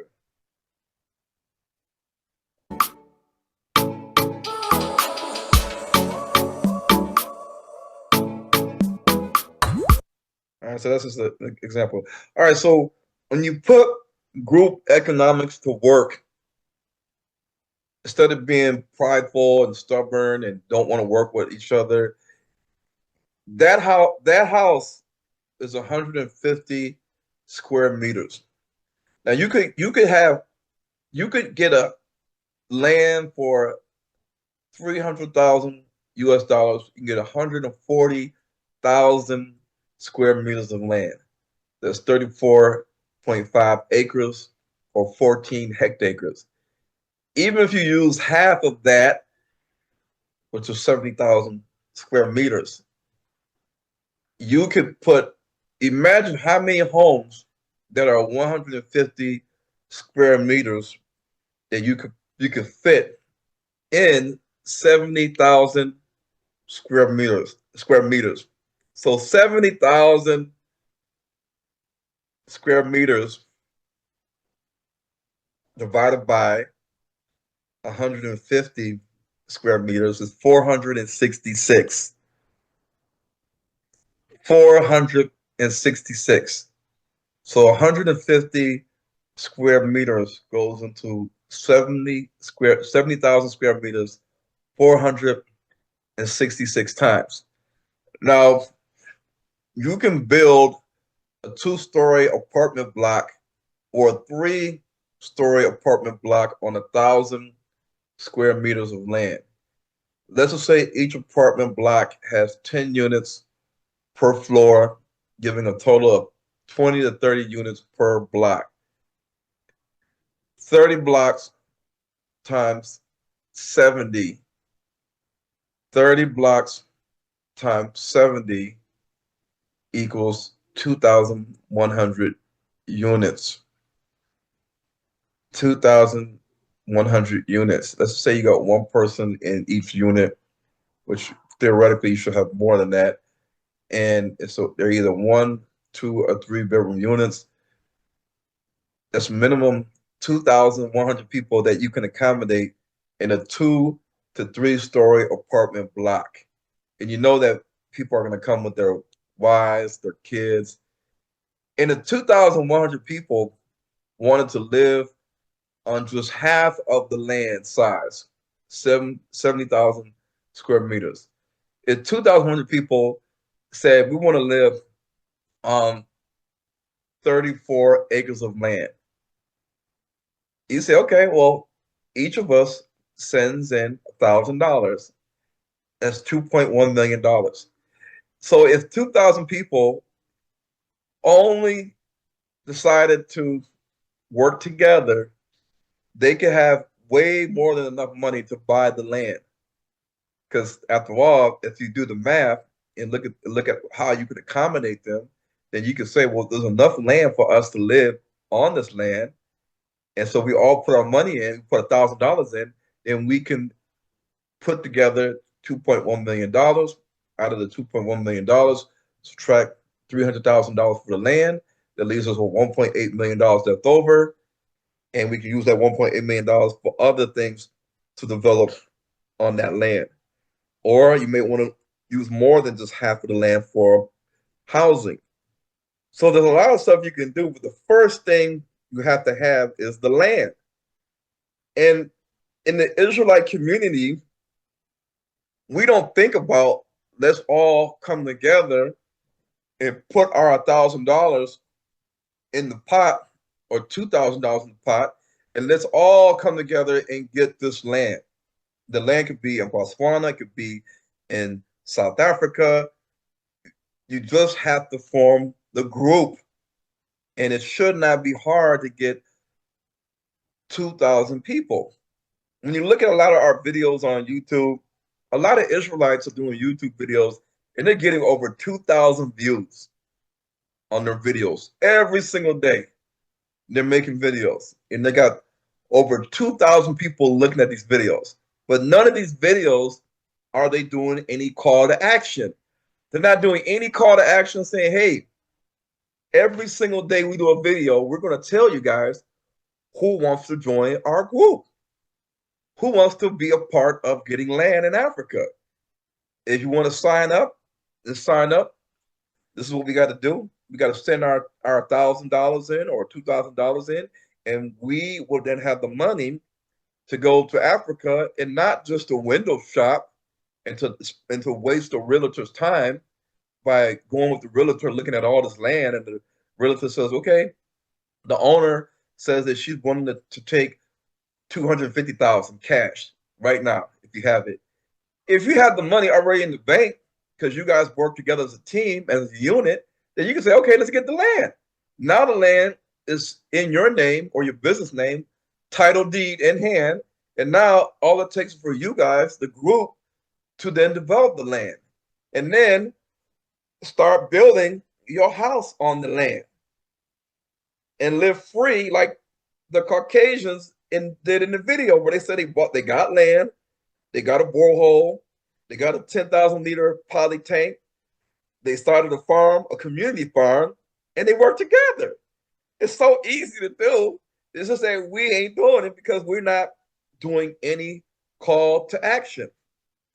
And in order to have a call to action to want to do this in Africa, you have to want to leave America. If everybody in Israelite community and the Christian community are under the impression that we don't need to leave America, why are we leaving America? America's great. Why are we leaving America? To go to Africa, a third world country? Well, if nobody understands why we need to leave America, then you're not going to get anybody who wants to leave America and start to do this initiative and project to build communities and nation build in the continent. But it's so easy that even people say, well, I don't have $1,000 right now.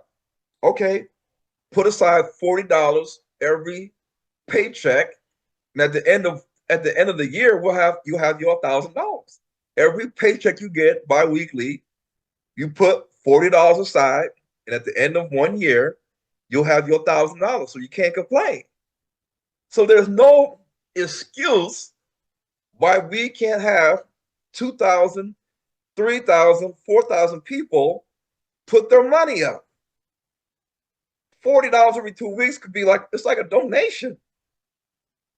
For some people got a job, that's nothing.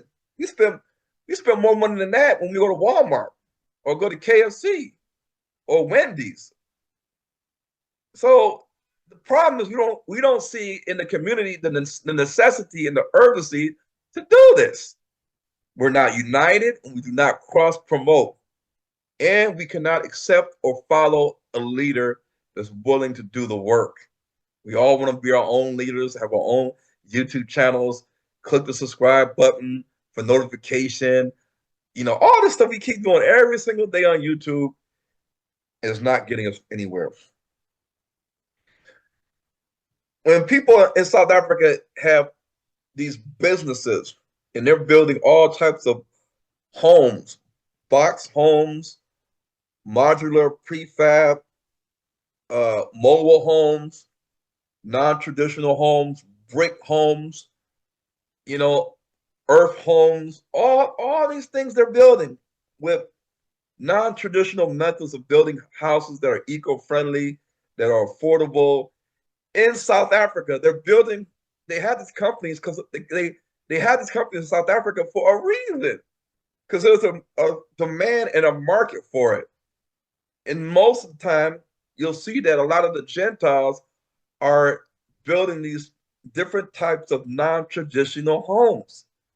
And it's way affordable than the old way of building homes. And it still looks good, and it's practical, and it's functional.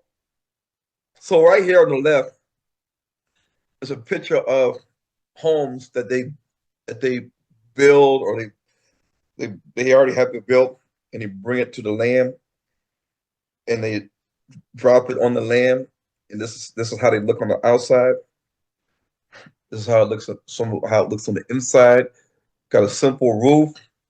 You got front door. You got sliding doors. You got a kitchen. You got bedroom. You got bathroom. You got everything you need in a house. Very affordable. $50,000 and less. And depending on if you want a double wide and make it bigger, then you can do that. Look at this video of this guy I saw not too long ago. I'm upset. Yes, I'm upset because my whole life they told me, do you want to live in no trailer, a double wide trailer? This is a mansion trailer. This is the American dream. This trailer has 2 and 3 living rooms. This trailer has wall-to-ceiling floors, floor-to-ceiling windows inside refrigerators. Look at the damn kitchen. That kitchen belonged somewhere when Macaulay Culkin was eating when he was 10 years old, and his daddy and mama got on the plane, and they nicknamed him Richard Rich. Look at the closet. They got walk-in closet. They got bamboo floors. They got headboards that don't hit walls. They got ceiling fans. I don't even know what that bar thing is, but I want one. They got a whole jacuzzi waterbed tub, man, in a double wide trailer. And y'all mean to tell me going to a bank, getting a loan for 9.86% on a $400,000 house in Naples, Florida, where it's 1 bedroom, 1 bath, and you got to share a parking lot where when you walk down the stairs, somebody sitting in the back of your car smoking a Black and Mild, and I can get a mansion trailer with 2 entire living rooms. Y'all can't. I want the new American dream.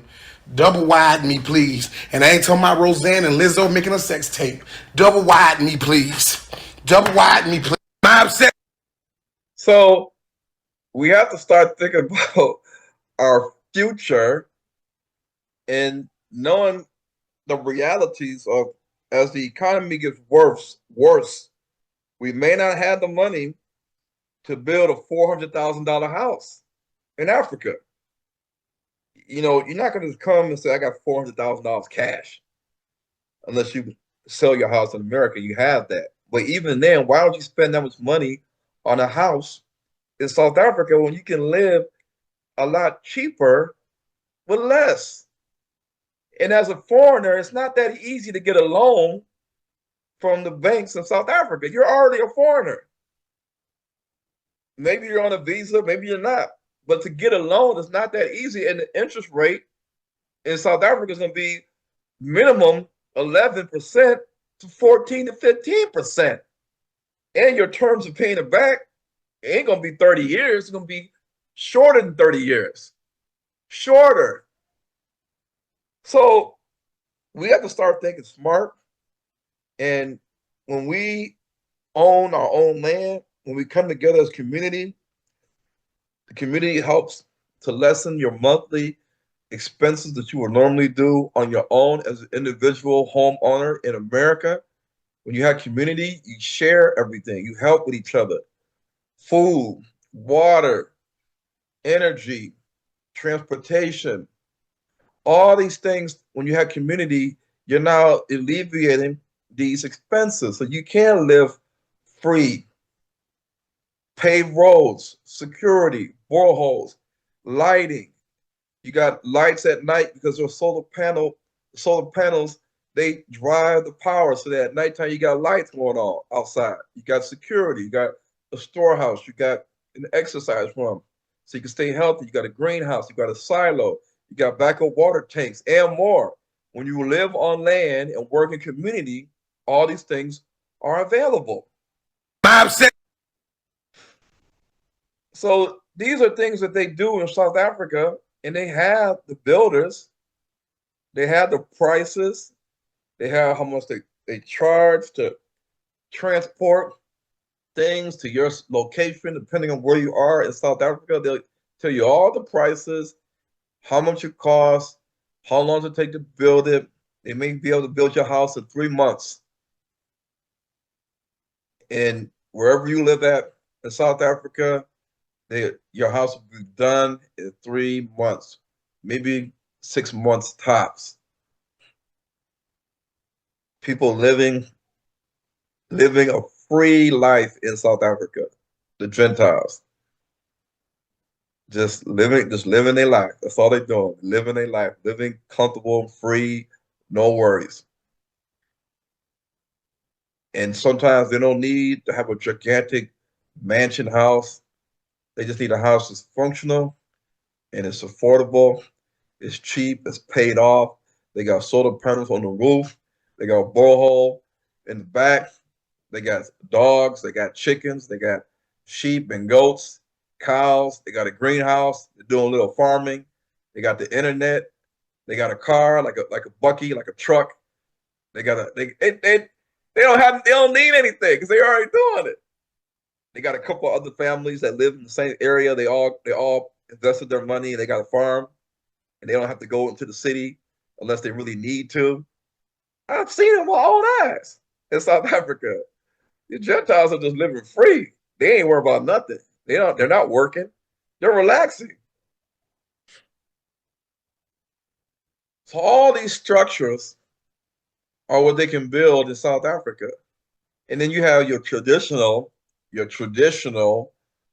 homes that you might see in Soweto, making a brick home, laying brick, and then having doors and windows, installing the windows into the holes in the wall, installing a simple roof with this IBR or anything like that. That's easy. They do that all the time in South Africa. Easy. It can be done in a couple months with a couple of guys. And even though we look at this house and say, oh, this house doesn't look that hot, well, you may be looking at the surrounding area, like if it's in Soweto and you see a lot of things going on the side. It's not aesthetically pleasing, because you're not really seeing the environment. When you look at this, kind of like similar to Airbnb, you don't know what the area looks like, but you know what the house looks like on the inside. But when you are spending less than $50,000 on a structure that can house you, you have shelter, you got the internet, you got running water, you got electricity, you got a washer and dryer, or maybe you got a clothesline to dry your clothes, and you got everything you need to survive, and you're living free. You don't have any bills. If you start to live off the grid, but in America, we just continue to struggle and struggle and struggle. And so this is why I believe that nation building in Africa is where we should be right now. Everything we do on social media, we should be always keep in mind, and we need to do call to actions to join and start community. Team up. Coming together, teamwork is how we can get things done. And when you have people that aren't leaders, they're trustworthy, responsible, they're driven individuals, these are priceless.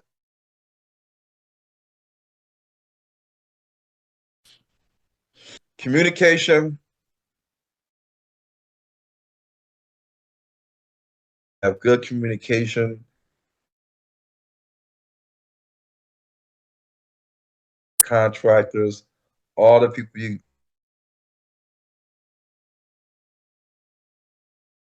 fight the time zone difference.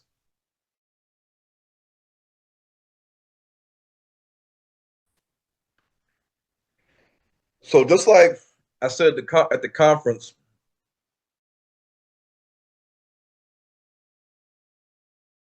I'm finishing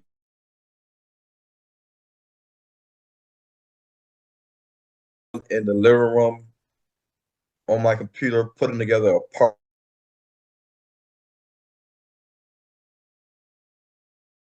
a part of, the Christian church. And I was getting into the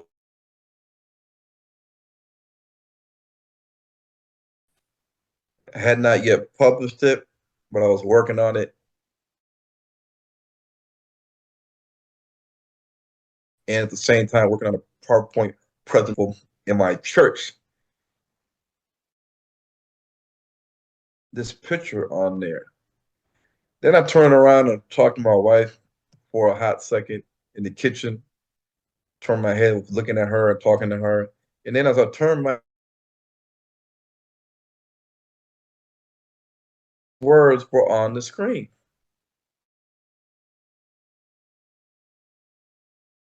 Most High will drive you. And I said, well, I didn't put this here. And I told my wife to come look at it. And she says,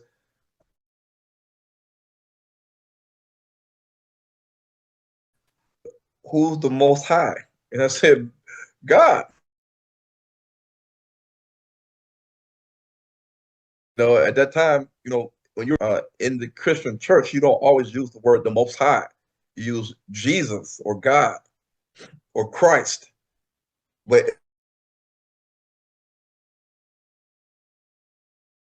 El Elyon.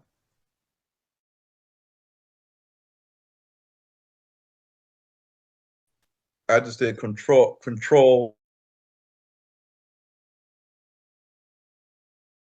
copy this word.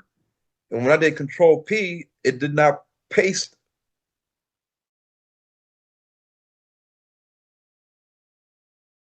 It would have said control, and control P was made a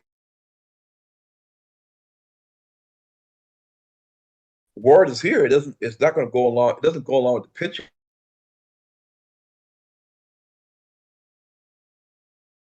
Will drive you. There's no scripture in the Bible that has the word Most High will drive you. And this is in 2010. 2010. 15 years ago. People ask me, how do you do all this, Ron? You got 9 kids and a wife. How do you do it? It has to be hard. It can't be easy. Because people don't usually have 9 kids, but I do. 5 girls and 4 boys. So the thing is, the same question to you is, what drives you and how bad do you want it? Everyone wants to survive, and this means to be able to continue to provide food, water, and shelter for your family, no matter what situations may arise. We should know that how can we survive in America if we don't have money to keep these things going? And we're not farming, we don't have a borehole, we don't have any livestock, we don't have any solar panels, we don't have any of this stuff. So how can we survive in the future when things start to go wrong and we're not prepared? Are we going to obey the beast system to continue to receive things? The Hebrew word for obey is shakar. Like you obey the king. You bow down and prostrate in front of the king. You let the king know that he is the higher authority. He is the lawgiver. He is the ruler. Same way in the sense of a higher power like God. But in its basic tense, the word shakar means to obey. When we see the Bible and it says worship the beast, we're going to worship the beast. But when we think of worship, like praise and worship, we're singing songs, we're dancing, we're hitting the drums, we're hitting the tambourine, we're got our hands in the air and praising the Most High. We're not going to be worshiping and praising the beast. We're not going to have a praise and worship session for the beast. It's not gonna happen like that. What the Bible really means is that we are going to obey the beast and the system that the beast is going to bring. And the beast is going to be the main authority. Whether you want to call it AI, the demon inside the machine, or a ruler or a dictator, the beast is going to tell us what to do and how to continue to participate in society. And you have to obey. Like a slave to his master, a subject to his lord or his king, you have to be obedient. And all the laws and the orders that the king decrees, you have to obey. So the things that are coming up down the pipeline, we have to understand that Donald Trump is not against the Jews. He may seem that he may do things that go against the Jews' interests, but ultimately they all do what they are told. And all the presidents of the United States that I've seen in the last probably 10 to 15 years, they all have come to Israel. They all have put on the kippah.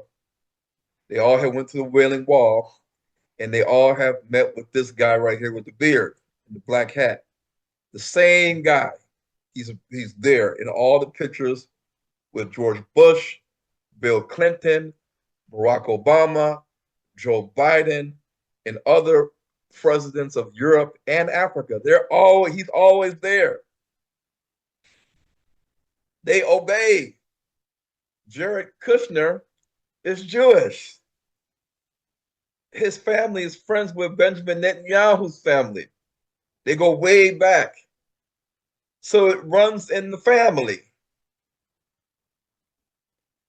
This is not a good sign because, as we see in the world today, that despite the fighting and killing and war in Israel or Palestine, the United Nations has not done anything. The United Nations, the peacekeepers, have sat back for over a year and have done nothing while Israel continues to do the things that it does with the war. It's crazy. It's crazy how one country can just do what they want to do. They're touchless. But we can't stay too much focused on that because in America, things are headed in a direction that these movies are showing us. And here's a movie trailer that gives an idea of what they are portraying Black people not being ready when these things have to happen, and we have to depend on the Gentiles to come into the picture to save us. Wall Street is like protests returning to violence again for a third night. This nation is essentially under martial law right now. It's getting bad out there. I'm scared. What is it? The fence is electric. You need to go talk to them. You ain't got but one neighbor for 10 or 15 miles. You might want to know who they are. Lights off at 9, and the hatch stays locked. Yes, sir.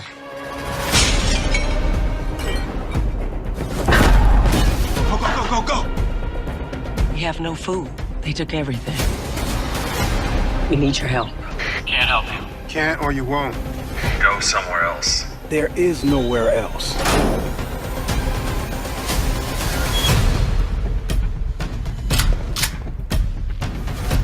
I know you're scared. So are we. Dear Lord, please bless this food we are about to receive. Amen. Amen. Amen.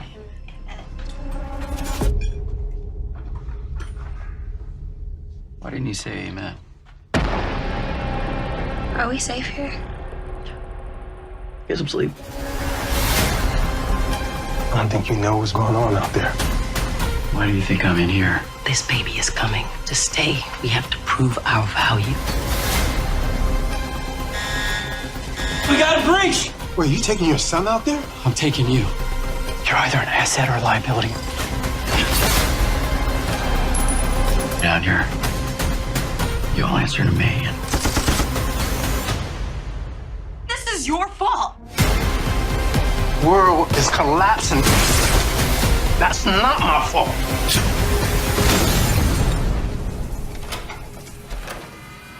You being here is no accident.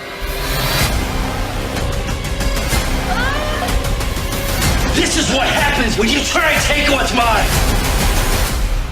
How do you expect to protect your family?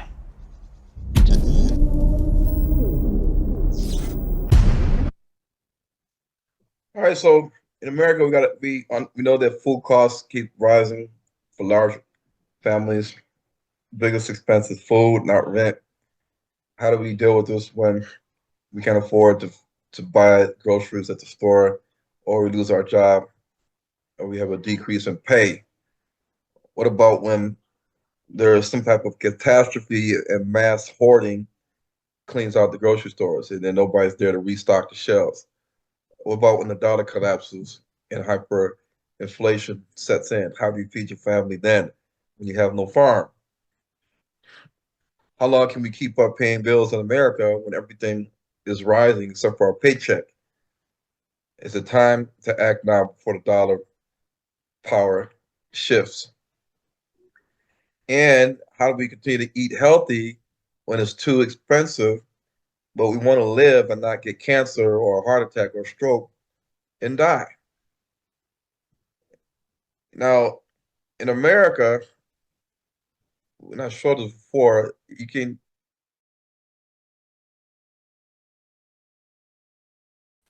pay $30 for it and free for one T-bone steaks be $3.99. So imagine you like to eat steak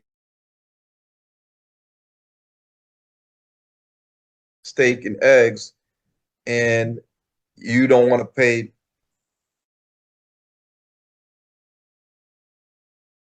$2 for it. You rather pay $3 or $4 for steaks.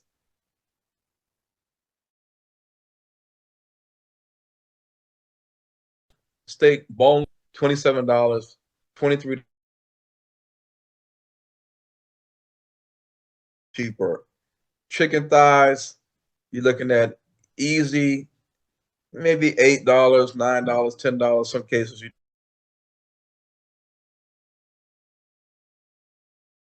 store, but in South Africa,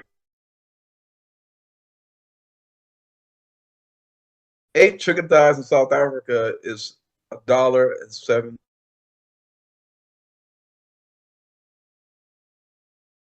$390. Sticks, and you do this 30 days out the month, you're going to be saving $390. Being in America, 4 T-bone steaks, $6 and $125. That's a savings of $20 compared to American prices. 6.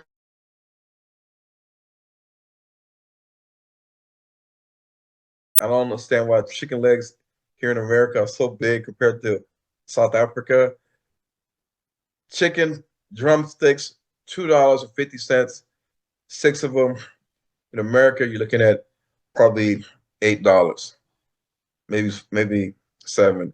Maybe you might get them on a discount for more, but you don't know if the chicken has been fed certain things or not. So in America, we have to worry about losing our job. AI has shut down your company, or they scaling back on employees. They no longer are honoring the diversity, the DEI, discrimination, all these laws that protected Black businesses and discriminating against being black, not getting employed. All these things are slowly fading away. So in the future, it's going to be harder for black people to keep a job and to get a job. This means that you have to be careful of when you're on the job. You get a complaint from a customer, you get 3 tardies. These things can end your job. And your job controls your food, water, and your shelter and your utilities. When you have no job and you have nothing, and you're going to end up being homeless. So we need to plan and prepare right now for these things and not wait for our favorite Israelite YouTube channel to tell us that UFO ships are coming to get us. What about if another pandemic hits? Because, they say that there's going to be another pandemic worse than COVID. Are we prepared to get vaccinated if there's employed? Keeping up with company policy and getting the mandated vaccines is how you keep your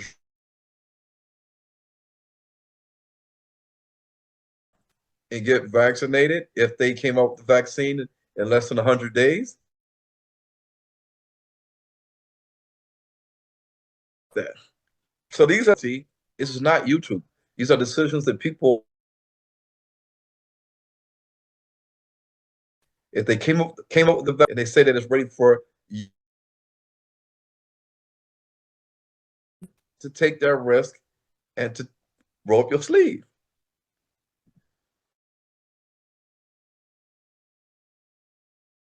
We don't need to get nervous. We just need to start the plan.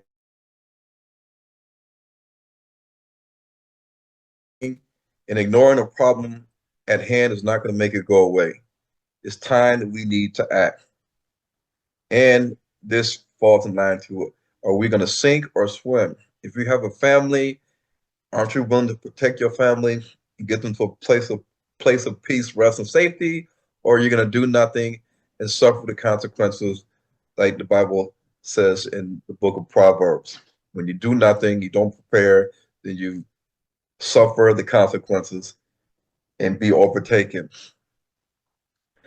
So we don't know how much time we have left to prepare, but we know we need to prepare. And a lot of things that we see in the news, these things could trap us longer in America than expected if we're not planning and preparing right now.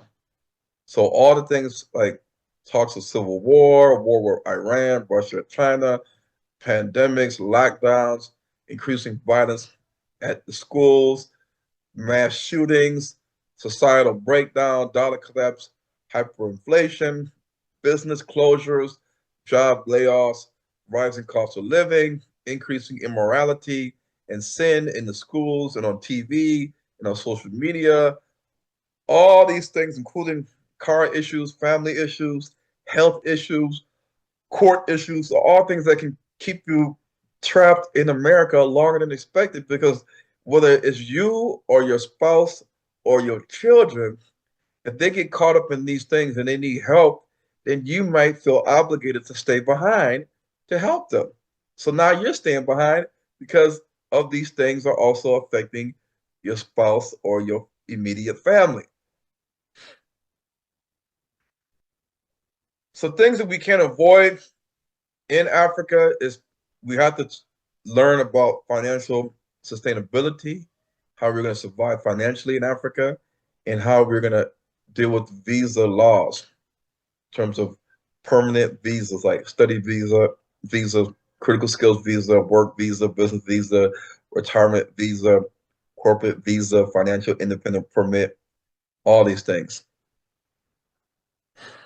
When you do it alone in Africa and don't be in a community, you take higher risk.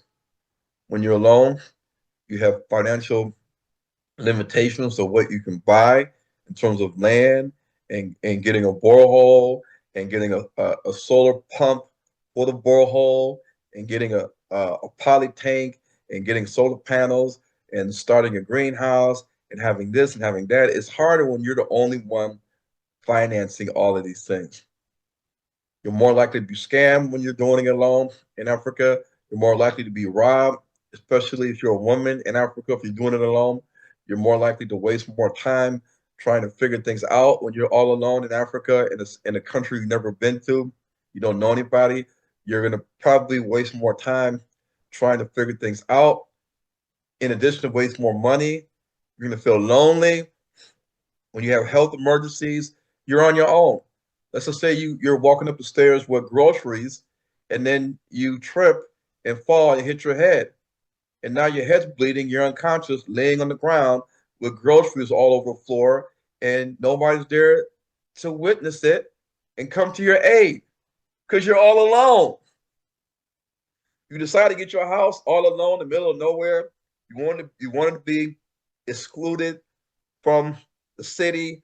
You wanted to live in a so rural area, and you came home, you tripped, you fell, you hit your head on a rock, all your groceries on the floor, you're unconscious, you're outside laying for how long, who knows what. These are things that can go wrong. You have to build your own network from scratch when you're all alone. It takes longer to find those you can trust when you're all alone. You get things done slower because you're not a robot, and you get tired. You have days you get exhausted. You have days when you have to count it out and do it the next day. And when you do things alone in America, in Africa, you're more likely to return back to America. And people will not take you serious when you're all alone in Africa. So when you work together as a group, there are benefits. Community has its benefits, living together in community. Same way the Israelites lived together and they moved together during the Exodus in community, and they stayed in community even when they were in their own land, and they divided their land amongst the 12 tribes or the 12 families. This is exactly how the blueprint of how we need to do community should be in Africa, just like the ancient Israelites. So when you start getting older, like in your 40s, 50s, and 60s, you start to look at all these things you're seeing in America, and you may say to yourself, in America, I want to team up with others that are like-minded, that's thinking like me. They believe in the same things that I believe in. You may say to yourself and your wife, we want to be in community. We don't want to live in America. We want to leave America behind. But when you go on a tour to South Africa with a regular company, they're just going to show you the nice houses and the nice estates, houses with like $200,000, $300,000, $400,000, and you're not in community. You're living amongst other people, and you're living in their estate. You're living in the Gentiles' estate. You're living in the Gentiles' community. The Gentiles own the land. The Gentiles own this and own that. They set the rules. So you're not in community. So then you start to ask yourself, well, who is in Africa that we can team up with? And in the Israelite community, I've looked around. I've seen the different channels. Your Pastor Dolls, your Rebirth of a Nation, your Yoshiyahu, Watchman, Deborah Yah, Big Judah, Truth Unedited, Truth Unveiled, Pastor Richardson Kelly, We Woke Now, Benea Israel, Dante Fortson, The End of the World Ministries, TOTW, IUIC, ISUPK, GMS, Sakari, Genesis Israelites, GOCC, Israel of God, African Hebrew Israelites, Demona in Israel. None of them are in Africa. None of them are in Africa building or trying to form community, buying land, bringing people together, group economics. Nobody is doing it. All your big name Israelite channels that everybody's listening to on a daily, weekly basis, none of them are doing anything in Africa. So who are we supposed to follow? Who is our forerunner? And I look around and I say, well, I'm the only one doing it. I'm the only one trying to do it. and working hard at it, while all the Israelites, most of them, don't believe in it because they don't promote it. And if they promote it and say we need to do it, they're still sitting on YouTube year after year after year after year after year. At some point, somebody has to take the lead. This is where we come into the groups that we have in South Africa and Botswana. And the easiest way to inquire about joining the group is to email me at Hebrews to Negroes@yahoo.com. Hebrews to Negroes@yahoo.com. So we have a group in South Africa that is geared towards land acquisition and development. Remember the video that the Caucasians had? They said the first thing we had to do was get land. The second thing we had to do was get water. They said that. He said that in the video. They had to get land. And when you get land, the next step, you're going to see, okay, how much it costs to get a borehole on the land? How many do we need? But the first step is to get land. This is what our group in South Africa is about. Getting land, developing it into a diasporan community. And this is a short video of the land that we are in the process of rezoning right now. Any agricultural land, many of the lands in South Africa is already zoned agricultural because a lot of the land in South Africa is fertile for growing produce. So this land was used to grow. The lady that had the land here was growing watermelon, amongst other things. But I did see watermelon on the land. But in order to put homes on the land, to clear the land, to level the land, to get it ready for a community, you have to get the land rezoned into residential. And if you're going to have any businesses on the land that's going to be selling things, you have to get it. You have to also get it zoned for commercial or multi-use. Multi-use means that the land will be good for residential homes and commercial buildings, like a 7-Eleven or a shop, cafe, whatever you want to call it. And so this is where we're at right now, 36 acres of land in South Africa. As you can see, the valley is in the far distant area of the screen. There are a couple trees on the land. The land is flat and it's easy road. It's a road that easily allows trucks to get in and get out because I've seen them come in and out through the gate. And this is the land that we, a group of African Americans, have all joined in together to do this land acquisition and development project. The same way the white people are doing this in South Africa and in other areas of the world. And we're using group economics so that one person is not paying for the land. We're all chipping in to buy the land, rezone the land, develop the land so that we can have community on this land and live a lot less cheaper and expensive and also live free.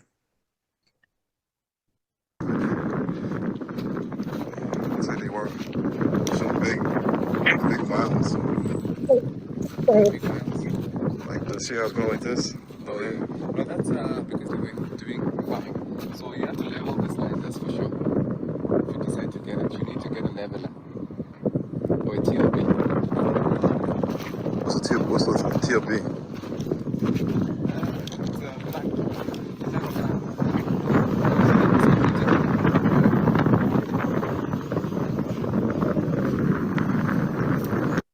And the good thing about the land is just because the land is a high. South Africa has a lot of areas that have high elevation, like Johannesburg, Pretoria. They sit on about, I think, 1,500-meter elevation above the sea level. And if you hear the wind blowing, it's because there's a natural wind in that area. And then you overlook and you see the valley. So the valley is a lower point of the area, but on the area that we're at on the land, it's a nice steady breeze. Most days I go there, it's a nice breeze that goes through that area. It's not just dead heat beating down on you all day long.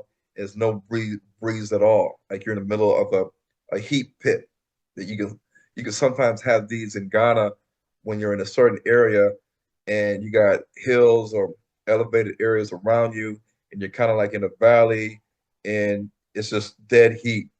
The sun pounding on you is no relief from a wind or anything. That's how they work.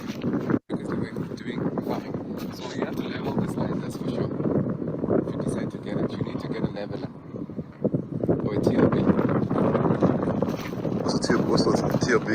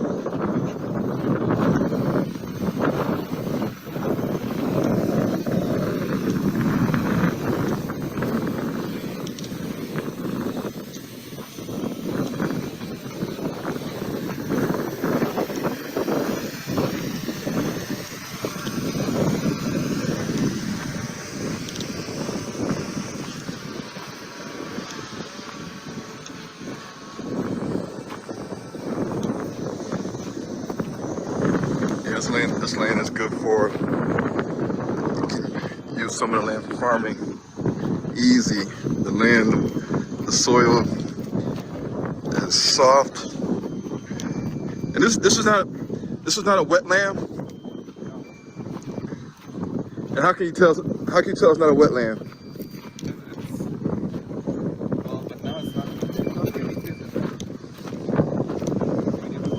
It's because it's higher up. It's not.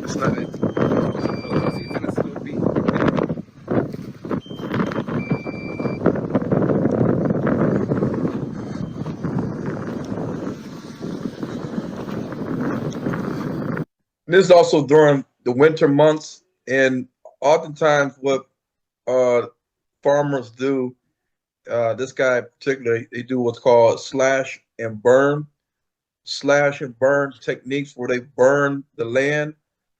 Actually, and that's why the land kind of looks black, because he have burnt a particular section of the land, and after the land, I guess, heals from the burning, and it brings new growth or something like that. Something that I see a lot in Africa is this slashing and burning that they do to different areas of their land.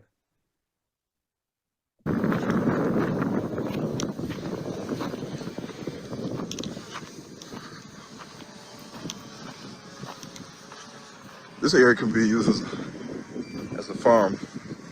This little segment right here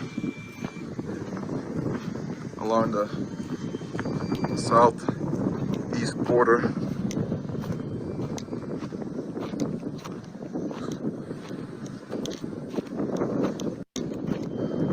When it rains, there's no. And how can you tell? Down the valley?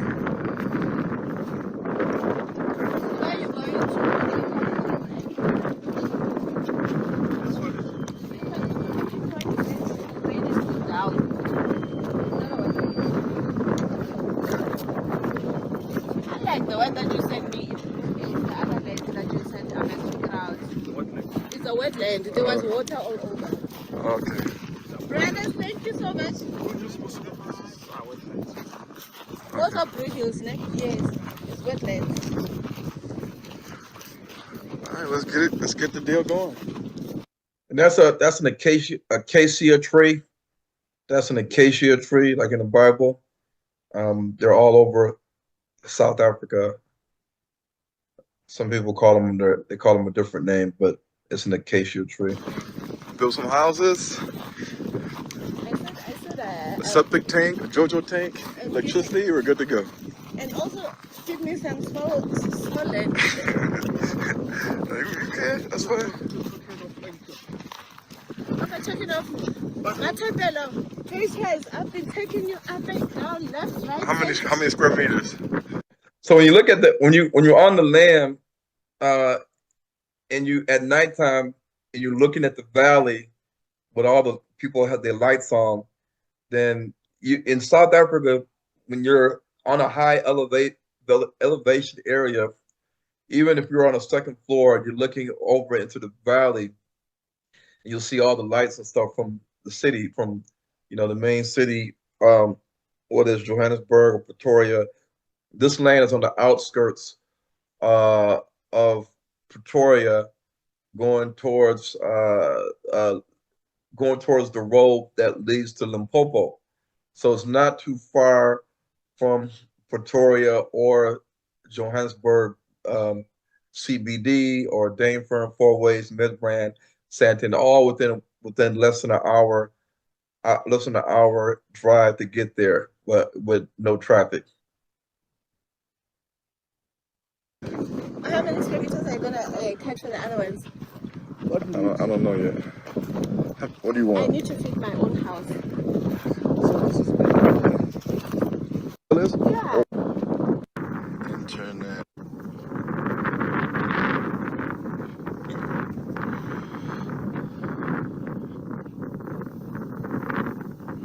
So I got. Let me see. Hold on.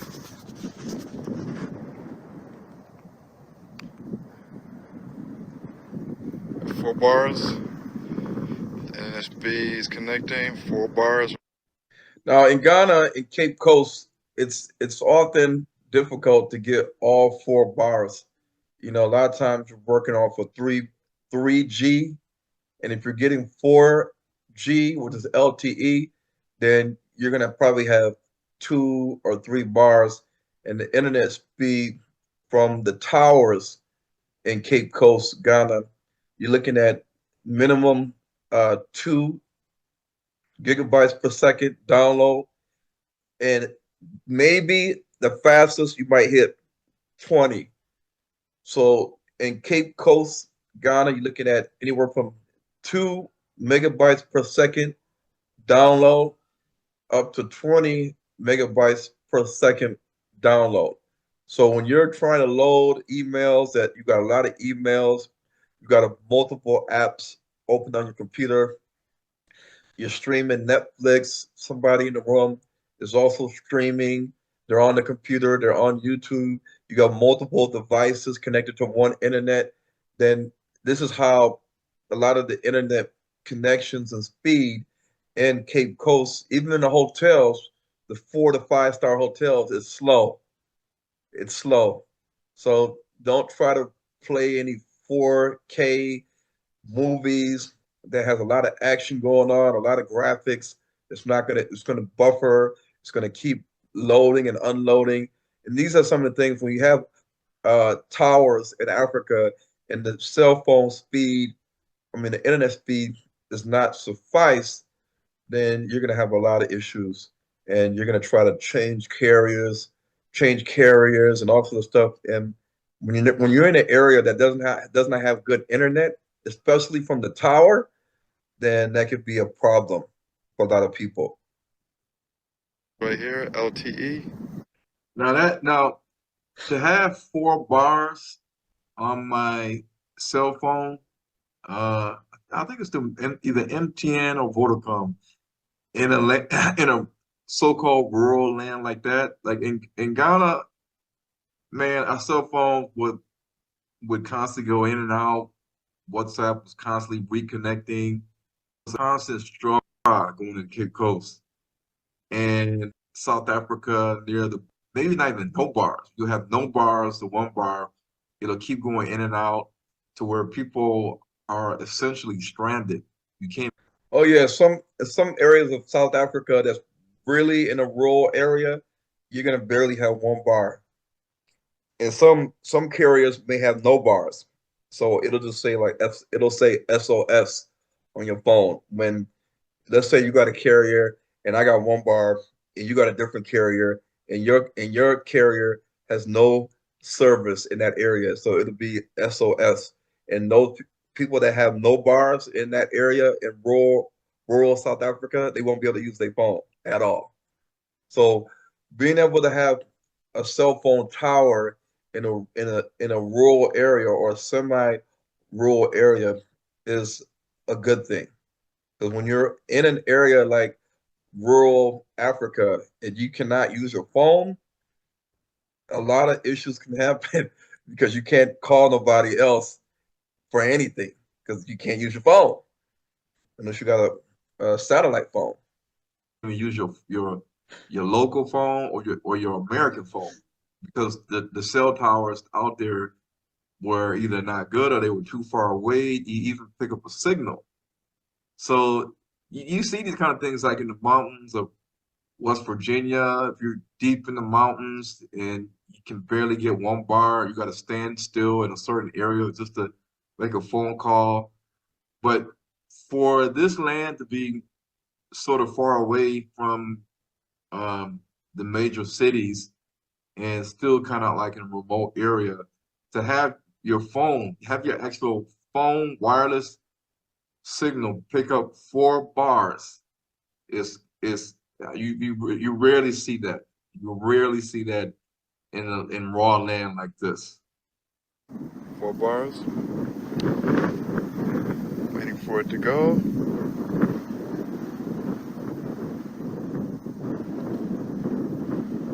There we go. So my cell phone, I'm getting close to 50 megabytes per second just off the Wi-Fi towers that are in the area. 55 point. So that's actually, you could actually not even be connected to a fiber line or optic line, what they call fiber, and you could be streaming movies on a SIM card router, and your Netflix and everything would run smooth. You wouldn't have any buffering because you're not at the 10 megabytes per second speed or like 15 or 5. You know, there's even some hotels that have speeds less than that in South Africa. They have hotels that have speeds of like in apartment complexes that have speeds of like 20, 15, 10. And when your speeds are that slow, then you know watching like a movie that's in 4K or that has a lot of action going on, then it could struggle. So I was actually surprised to see this amount of speed based off the MTN tower in the area on that land. So if you do have a house on this land and you built the house, you got a couch and bedroom, you got a TV in there, a smart TV, then you will be able to connect to the internet if you have a wireless router to start off with. That's MTN, like an MTN SIM card. You throw it in the router, and then you connect to the signal wirelessly. The other option, of course, with higher speeds, is to get a direct fiber connection into your house. Not bad at all. So even if you have the router, sure there's any fiber in this area, because there is a house over there. I don't know if they got the internet or not. So we're sitting on a high elevation point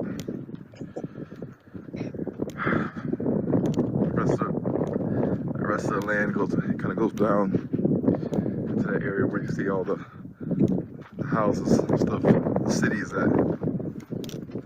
And as you can see, they used to farm here. You can see the little columns that they made to farm.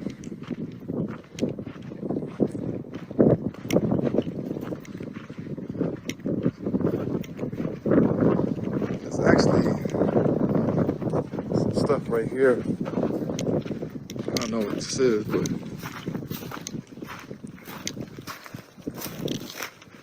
looks like it is watermelon. They said they were growing watermelon on the land.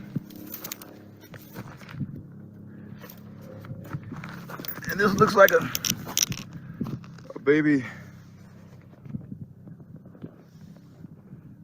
watermelon. There goes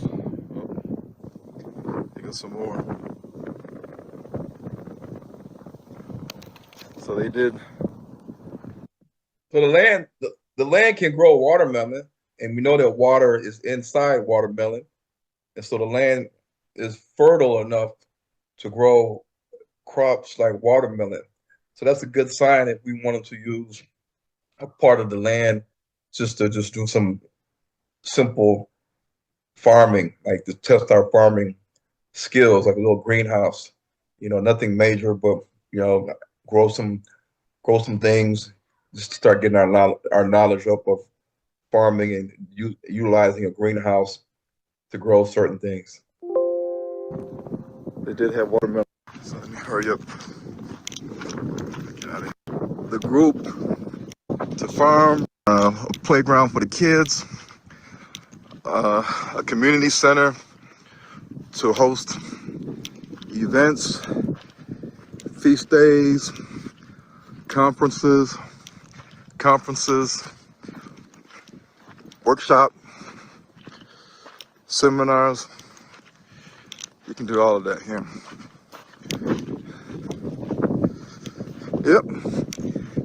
Even like a little store or a storehouse to store certain groceries in case we don't want to go into the town, to the neighborhood grocery stores and get stuff. We kind of have our own little 7-Eleven out here.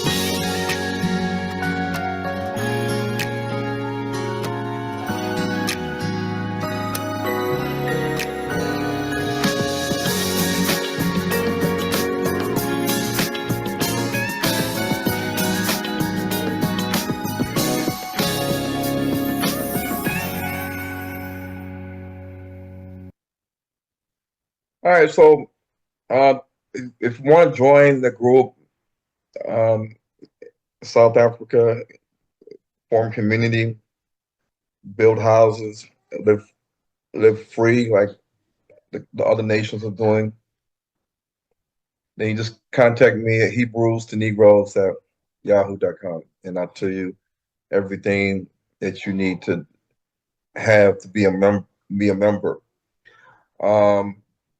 All right, so we have to plan and prepare for things that are coming to America. So we have to make a decision. Are we going to do it in another country like South America, the Caribbean, Thailand, Bali, Saudi Arabia, North Africa, Europe, Israel, Africa? You have to make a choice. And for those that want to team up and join community with other like-minded people that are Hebraic aware, and come on down to South Africa and join the group. I'll tell you what's the requirement to be a member, and you can email me at Hebrews to Negroes at yahoo.com and get in while you can. Because at some point we're not going to allow people to be members. We may just advertise that you can buy a plot from us and build a house, but you're going to pay the price that we set as a non-member. There are people that are part of the Khoi San First Nation, South Africa, that are discussing allowing the African diaspora to come to South Africa and have residency under the umbrella of their First Nation Aboriginal status in South Africa as the indigenous people of South Africa. So they have expressed concern and a desire to help us come back home to South Africa and get permanent residency under their umbrella of their Aboriginal status. So it's sort of like how the Native American Indians took on Negro slaves that ran away from the plantation, and they were protected under the Native American indigenous status, like the freedmen. Even though a lot of the freedmen, their DNA is not Indian, is African, but they were living on reservations that the Indians owned, or they were the legal inheritors of that land. And the crazy thing is that they have these kind of things talk about in movies, where you'll see that other nations have offered immunity for African Americans to live on their land during times of calamity or social unrest or just a divide in the country. And I've seen these in movies and wondering like, this is kind of interesting what they're doing here. But the Khoisan, they just want to help, and they have a king, they have a princess, and they are working. I don't know how fast they're working, but in South Africa things move slow. But they did express that they are working on trying to get this to go through, to where the African diaspora, if they want to come to South Africa, it can come through them, because they're like indigenous Indians, but they're not Indians, they're Africans of the land. So when these things start to come to fruition and I get more details, then I'll let you know. So you don't have to worry about renting in South Africa. There's many different style homes and apartments you can rent, and the prices are reasonable. Even in Botswana, same thing. And building houses in Botswana, South Africa, you don't have to pay a lot of money for a simple house. You find the right builder, and they can build you your house, and then you have to decide on what kind of finishings you want and how much you want to spend on the finishings inside the house. But a simple house with walls, foundation, a roof, windows, openings for windows, opening for doors, fitting the doors into the openings, fitting the windows into the openings, that's easy. They do that all the time. So we just have to take advantage of the land in Africa and come together and practice unity and love one another.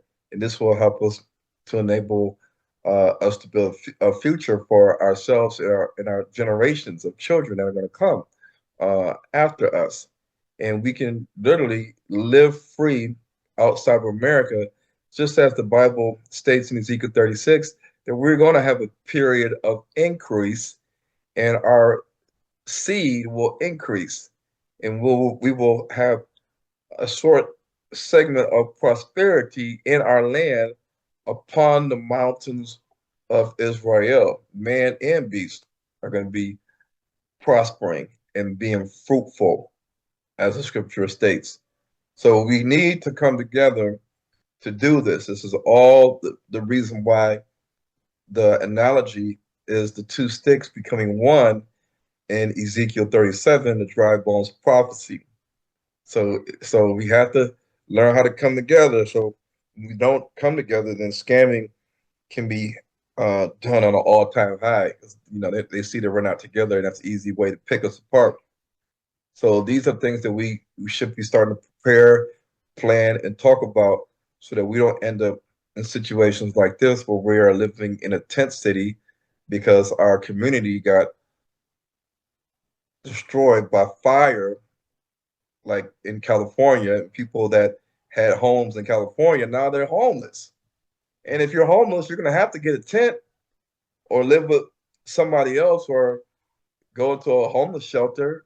These are all things that's happening right now in America for certain people. So while we see the signs, we don't have to be the ones in the ocean sinking. We can be on the boat.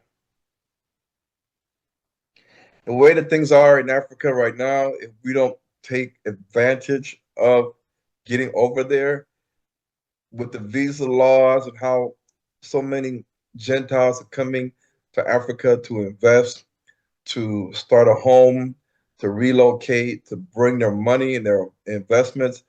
Well, they're tailoring a lot of the laws for certain groups, and that creates a bottleneck effect where many of the people getting into Africa through a lot of the visa passport laws and immigration laws are the Gentiles, like the Chinese, the Russians, the East Indians, the Pakistani, the Somalians, the Arabs, the Jews, the Europeans, and we are still left out because, one, we don't come to Africa to visit. We don't want to relocate. And when we come to Africa, we give up easily and say, nah, I can't, I don't want to deal with this third world stuff. I'm going back to America, what I know. And then we go back to America. Meanwhile, all the other groups coming in, like the orange balls are the African diaspora that's trying to get into Africa, but because of different obstacles and the bottlenecking and the gatekeeping that's going on, the only people that's getting in is the Gentiles, which are the red balls, and then you have the African people that are already there. And this is how it is right now. This is how it is. So in Africa, in the past, they had set up these visa laws, like corporate visas. So if you have a company like Walmart, Macro, you got Nike, Puma, New Balance, Mercedes-Benz, KFC, Burger King, all these companies, these big companies come in as corporations, and they get corporate visas that allow them to bring in their own skilled workers from overseas in Europe, America, Asia, and then they hire unskilled workers from the local population for work. But majority of the visas that the corporation is issuing out is to help bring more and more of the Gentiles people into the country of South Africa, so that as 20 years go by, all these people that came under a corporation in South Africa, now they having kids. And their kids now are growing up, they're having kids themselves. And this is how the population of the Gentiles continues to increase every 20 years, because as long as these other nations are coming into South Africa under the corporation visa or a business visa, it don't matter if you're a Pakistani, an Arab from Lebanon, Iraq, Saudi Arabia, Palestine, Egypt. It don't matter if you're Chinese, Jewish, Portuguese, Russian. They are going to come get their visas. Their workers going to come from overseas, skilled workers, and then they're going to have kids, and then those kids are going to multiply and have kids, and so the cycle is going to continue to build up their population in Africa, while the foreigner African diaspora is not doing this.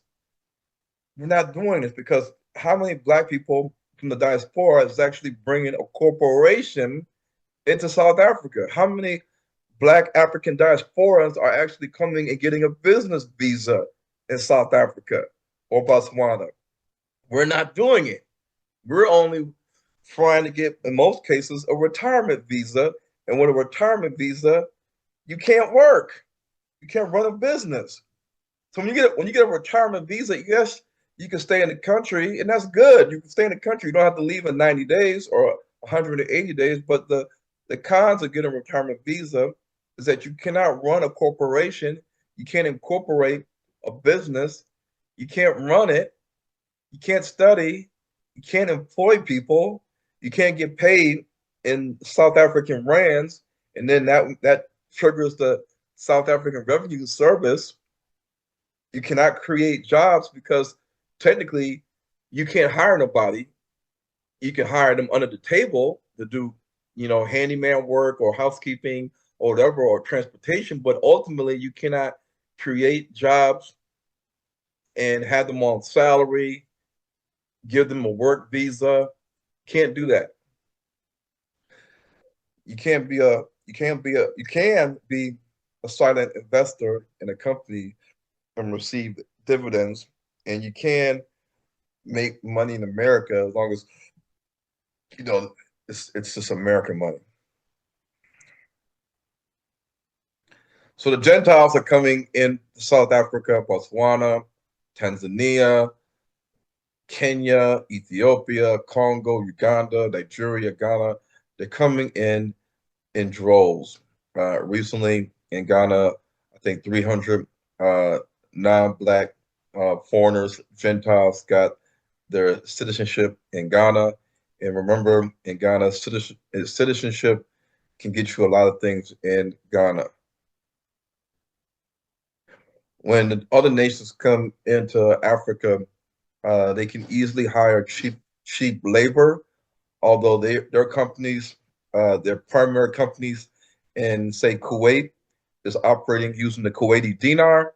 Now imagine you got a primary company in Kuwait and you're using the Kuwait dinar, which is way more money than the US dollar. And you come to South Africa and you set up a subsidiary company in South Africa and you hire unskilled labor in South Africa, and you bring all your skilled labor and workers from Kuwait and other surrounding Arab nations, and they are now the managers, the supervisors, the assistant managers, and all this stuff, and they're at the top tier positions, the managerial positions, and now they have their own visas to work in that company and stay in the country of South Africa.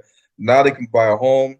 Now they can come together and build a mosque. They can build a school. They can have kids, and their kids can have kids. They're going to private school, and now the Arabs are starting to increase their population presence in South Africa. This is how they do it. This is how they do it. And then when they come in with all this money and they're working together with teams, because they're not like us when they don't work together. They work together. When they work together, they put their money together. They buy homes, apartment blocks, retail offices. They start businesses, just like the Jews and the Europeans. And we are the ones working for them, and they're the ones that are the CEOs and bosses. For where I they belong.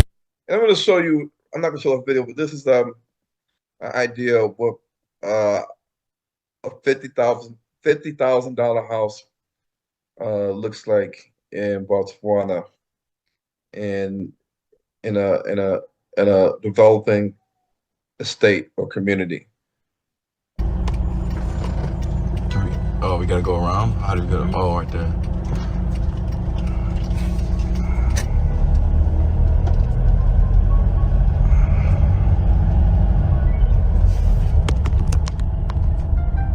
In 300 meters, turn left. Notice you can see all the goats, and they're walking around with no shepherd. There's nobody walking them. They're just walking around, grazing grass throughout the day, and then they go back to their owner. For where I they belong. Wait, hold on.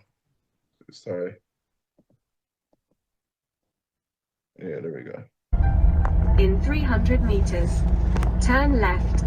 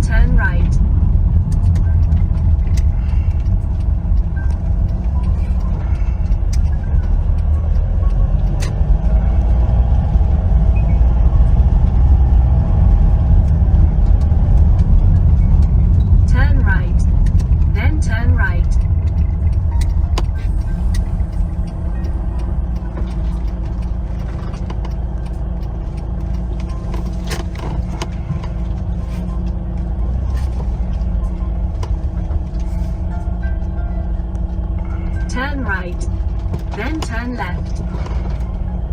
Now, a true community would all chip in to pave the roads if the government is not going to do it. In this case, the government is going to do it, but in many cases, the government doesn't have to pave anything. If they don't decide to pave the road, then the community can get the road paved. But this is where a lot of us, we don't do these things. Even in Ghana, we don't take care of things like community. We just do things individually, just like we did in America.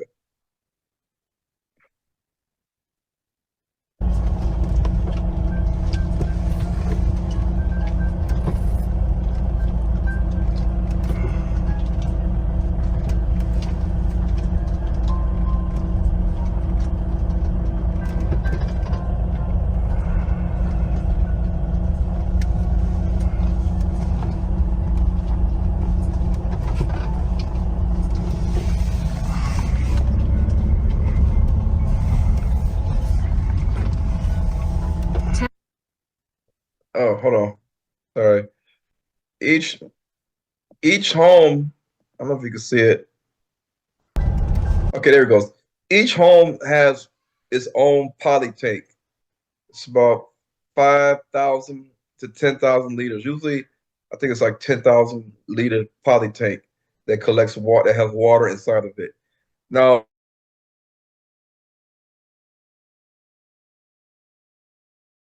everything, but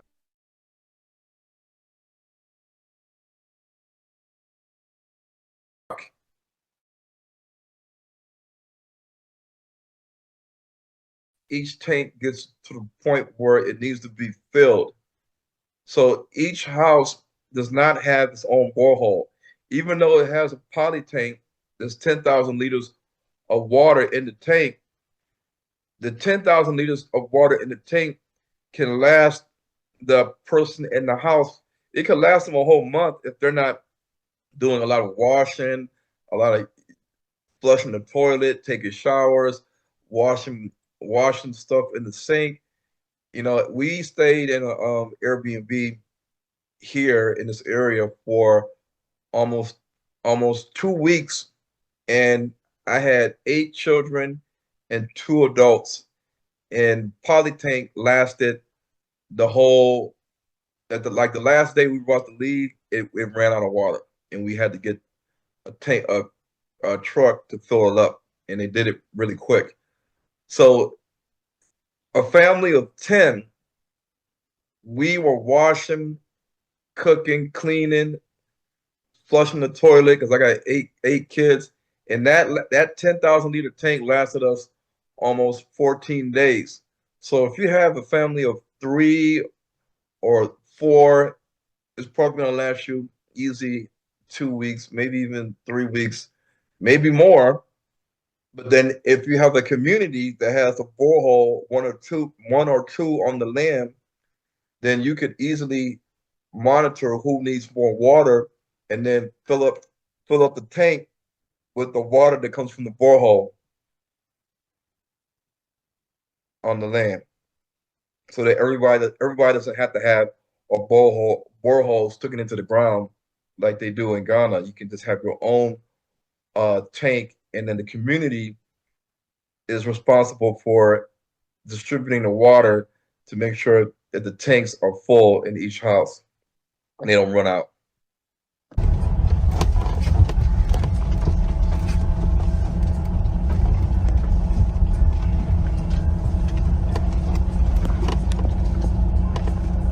Was it? We almost there?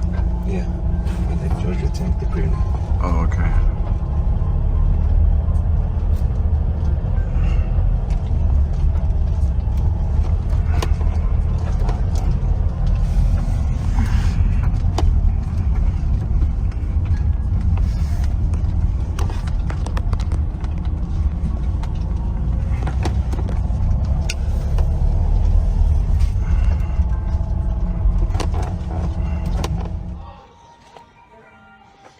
This is a septic, where the septic tank is, and this is the JoJo tank that supplies water to the house, and the pump is inside this cage, and the power for the pump to pump the water into the house for the kitchen and the shower and the sinks is right here. The power supply is right here, supplies the pump.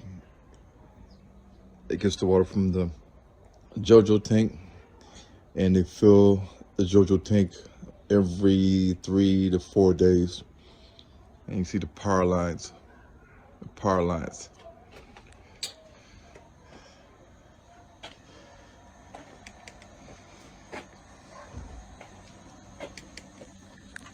This is the aircon units, the AC.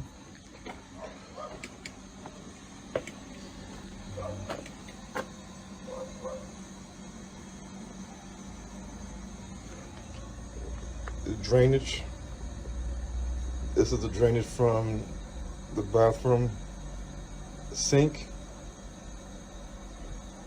and those are beetles. And the beetles sometimes crawls up into the tube and blocks the drainage pipe from the sink, and so the plumber has to come and get the beetles out of the pipe so the water can flow without any obstruction into the drain. This is the sewer drain. Actually this is where the toilet water and the urine and the feces drains into the septic tank, and the septic tank is right there. Septic tank is right there, and this is the drain from the toilet that goes into the septic tank. Another drain from the sink, or from the sink in the shower, and this is the water drain from the AC unit. So the AC unit builds up water and it drains down into here. This is the geyser. The geyser supplies hot water to the house using electricity, and this is the hot and water cold line coming from the geyser. This is another sewer drainage from the toilet in the bathroom. Another AC unit. As you can see, they got the electric fence. Just like in Ghana, they got the wall and the electric fence. And you got the clothing line. The clothing line to hang your clothes. And you got the satellite dish for DSTV. And these are papaya fruit. In Botswana, they call them pawpaw, P-A-W-P-A-W. But in America, we call it papaya. And you can eat it. You can eat it once it's ripe.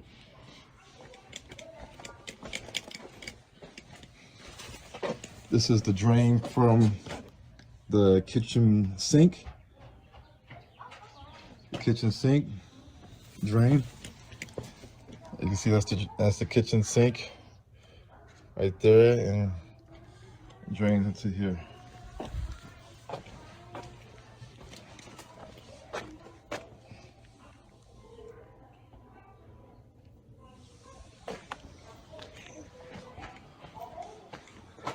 And the roof, it's made out of what we call IBR sheet. Different than this roof right here. It's not IBR. And this roof is not IBR. These are kind of like concrete pieces that lay over one another, and they don't really leak water when it rains. The IBR sheets leak if the nails are not put in correctly. Just did laundry, hang clothes outside on the clothesline in Botswana.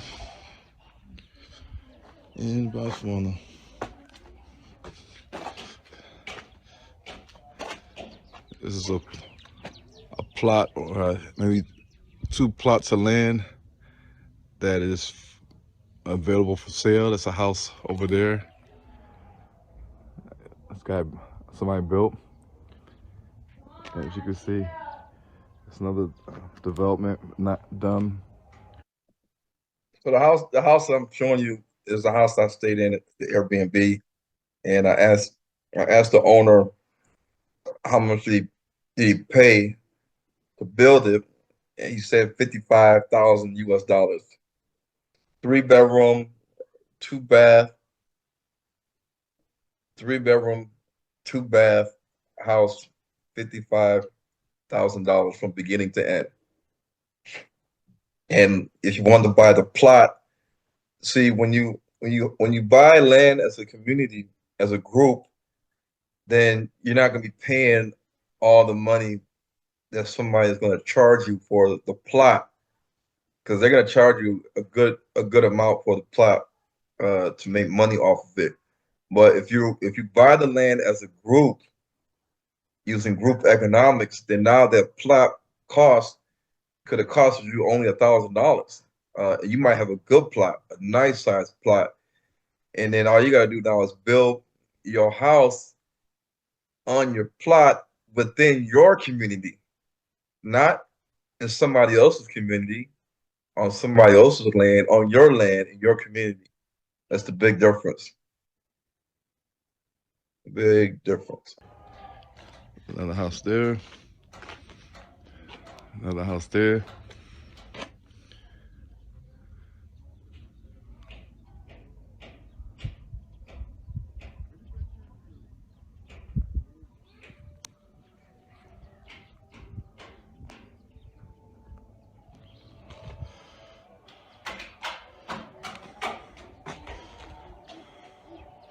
All this place needs is a little bit of grass laid down here.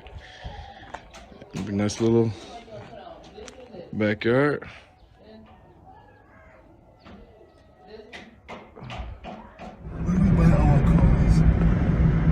All right. Okay, so the Botswana group that we have is initially where we are forming a business group, a cooperative society business group. And the requirement is simple. We decided to invest in the sector of agribusiness, agricultural farming.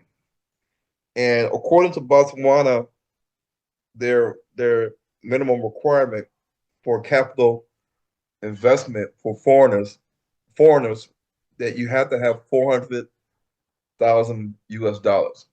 You can have as many shareholders and investors as you want in the cooperative society.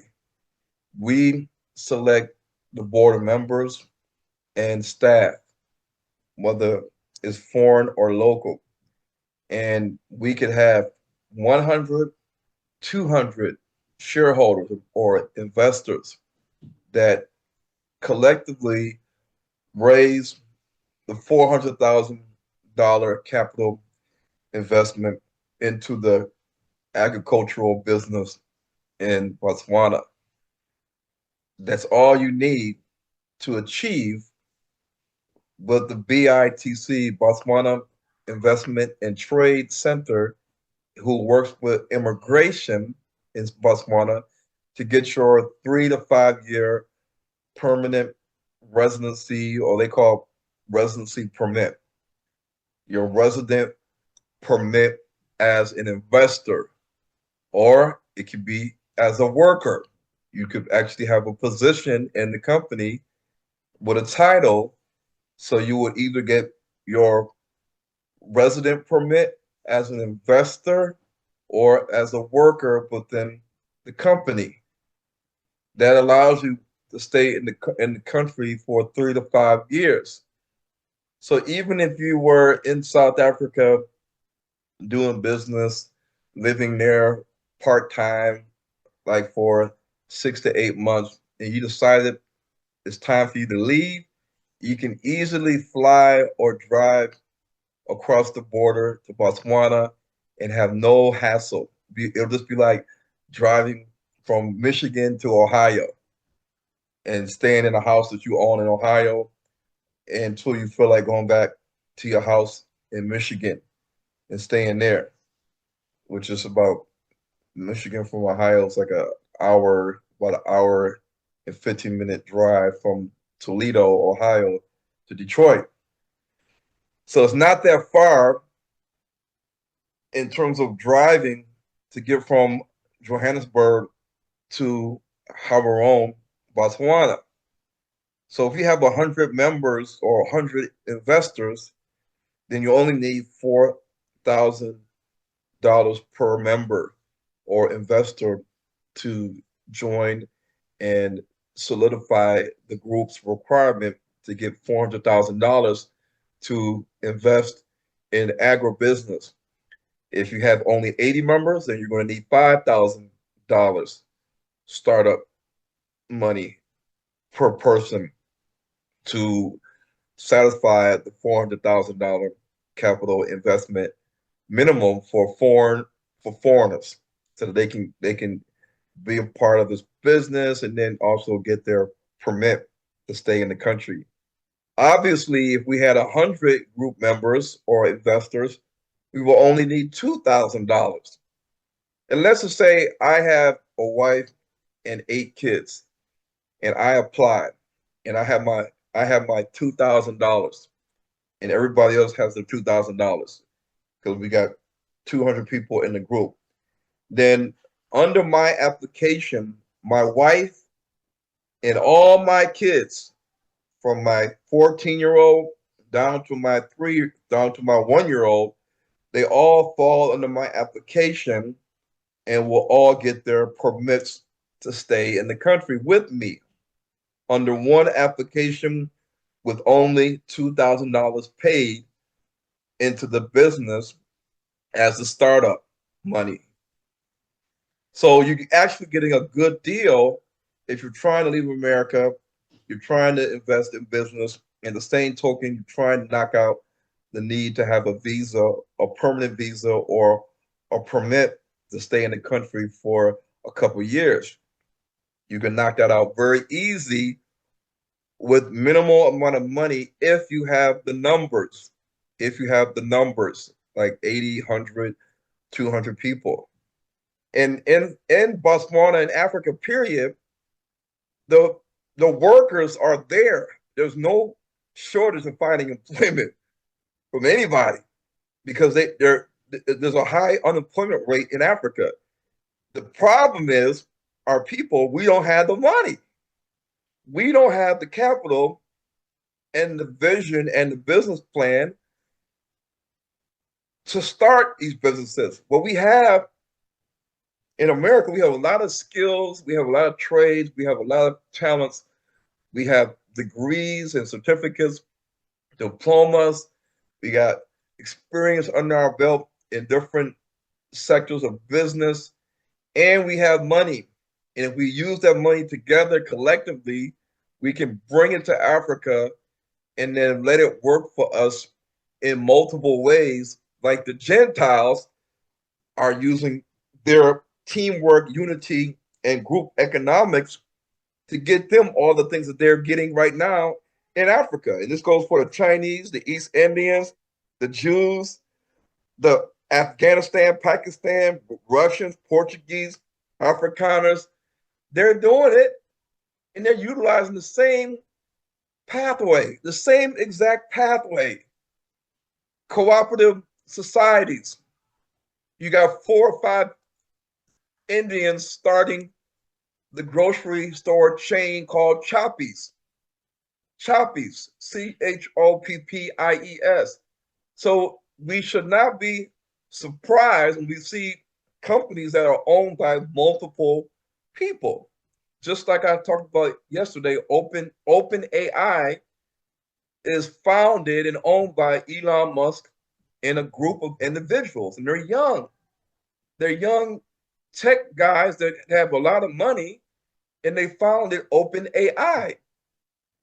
Just like 2 guys founded Google, and they bought YouTube.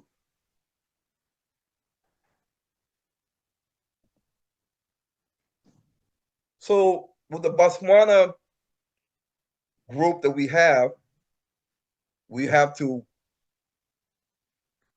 apply and register the cooperative society or business. We have to get a name. We have to make sure the name is not taken by anybody else. And when it's not, we go ahead and get the name. We register the business. And this is easy. It doesn't take that long to get this done. It takes like less than a week. You pay the money, you get your letter certifying that your company has been registered. You, at some point, open a bank account, and they have the same banks as in South Africa. You get your business plan, and if you need a license, you got to apply for it. It doesn't cost a lot of money. depending on what sector and kind of license you need. You register your company for tax registration and VAT. You get your business plan, you get your money, your investment money, and then you see what tier you fall under. And in this case, we're gonna go to tier 2, because tier 2 is agriculture. Tier 2 is agriculture. So we just have to check off all the boxes, and the boxes that are checked off gives you a score. The score has to be minimum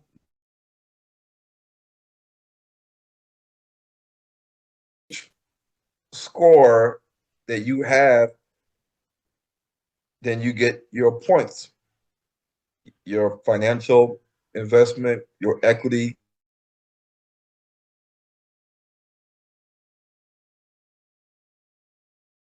Your number of Botswana partners in the business, your educational professional qualification,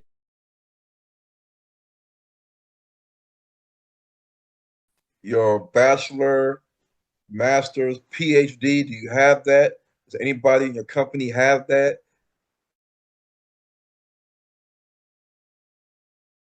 In Botswana, when you tally up all,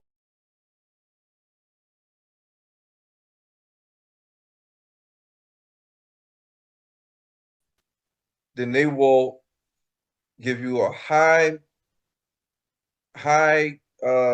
they call it, and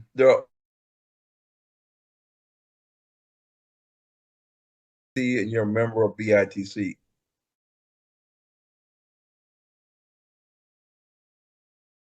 And you get your, so it's really up to us. We can get a business name, we can start a company, we can apply for a license, we can present a business plan, we can open a bank account, but at the end of the day, we need the capital investment funds to solidify the deal, to get the permit, and then get rolling. So this is what the Botswana group is all about, and we have a good number of people in the group, and we are working towards that goal, is to get the monies and get everything together so we can all get our permits. And when it comes time to leaving America, you can leave America, you can start to shop and see how much it costs to live in Botswana. You can live very cheap in Botswana, and you can decide, okay, I got a spot here in Botswana, it's cheap, and let me try to see about getting me a spot with some other African American Hebrews in community that work together, and let's get a spot in South Africa. Why not? Gentiles do it. They do it all the time.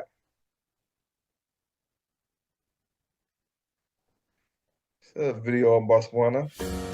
Welcome to beautiful Botswana, where the warmth of her people and wildlife is welcoming, where the vibrancy of her land echoes in the unforgettable voices of her people.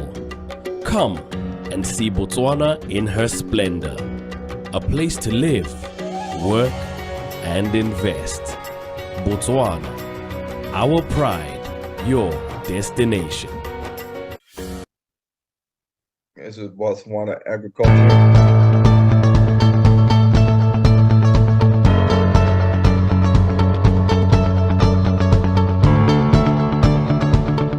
Given Botswana's rising income levels and growing population, demand for food will soar in the near future, creating new growth opportunities in agriculture. The pressure on the country's food supply will require substantial investment in order to guarantee food security, and most of this will come from us. Opportunities exist in beef, horticulture, and crop farming. and investors can explore value chain opportunities in these three areas of agriculture because they have considerable investment potential. Realizing Botswana's full agricultural potential will require significant investment, and while the country's agricultural potential is significant, unlocking it requires practical on-the-ground effort and innovation. Be part of our phenomenal growth story. Invest in Botswana. Akula Botswana.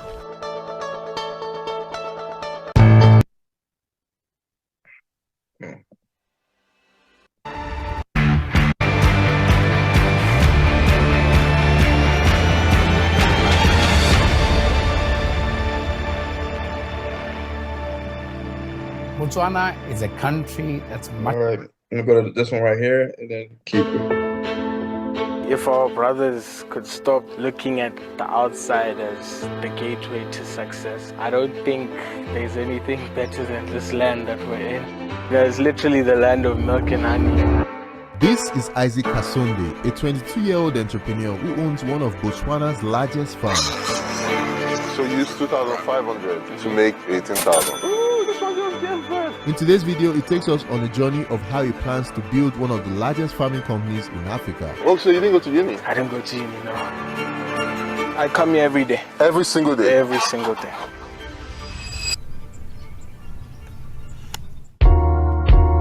What's up guys, how are you doing today? It's Tayo Aino here again, and I'm currently in Gaborone, Botswana, and beside me is Isaac, who is the founder of Wealth Park, which is an agricultural and farming company. So what's up, man? How are you doing? I'm wonderful. How are you doing? Nice to have you here. How old are you, by the way, if I may ask? I'm 22 at the moment. You're 22? You're 22? Yes. Are you serious? I finished school in 2018. University was definitely not planned. Oh, so you didn't go to uni? I didn't go to uni, no. Oh, wow. So, moment that finished, sat down with my parents, I'm like, let me just enter the family business. Now, this guy didn't even go to the university. He does not have a degree in agronomy or agroeconomics. He does not have a degree in anything agricultural, because they have degrees that you can get in Botswana and the University of Venda in South Africa in agriculture. And in our group, we have people that have degrees, PhDs in agriculture. So we are already in our group blessed by the Most High to have connections with people that actually have degrees in this, and they actually are doing this with their degrees. And Isaac is from Kenya, and we actually have local Botswana people on the ground that are ready to go and work with us. We just need to come with the capital as a group, because it's very difficult for the local people in Africa to come up with that amount of money all by themselves.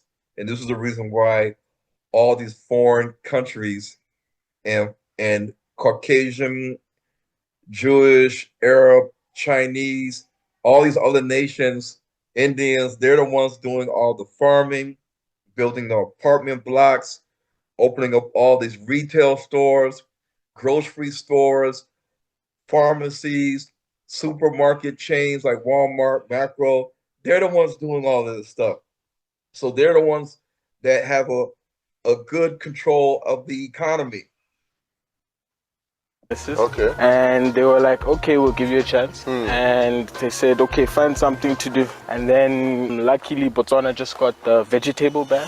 Botswana and Namibia banned the import of several types of South African fruits and vegetables. Oh, wow. So the moment it ended, I decided to go into farming.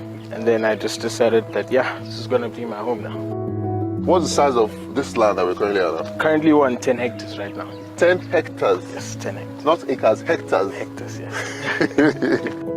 How did you get started getting the land? Well, for me, very fortunate. I have very loving parents. They really saw the vision. They told me put it on paper. I put it on paper, gave them a proposal, and they were happy with it. Can you just give us the process of starting a farm? I think first and foremost, you need to decide what you like. Okay. There's crops, there's animals. So I think first thing first, you should decide what you're willing to fight for. So whether it will be in the vegetables or in the animals, you have to go in and understand the market. So basically you have to do your research. So what I did was I went to supermarket. I asked them what they're missing. So I also created relationships with the people in the supermarket. Okay. So even prior to me starting the farm, I used to call them all the time just to inquire. They're really friendly people, by the way. So you just go, you inquire, and they will literally tell you everything they need to know, because at the end of the day, they're also in need of vegetables.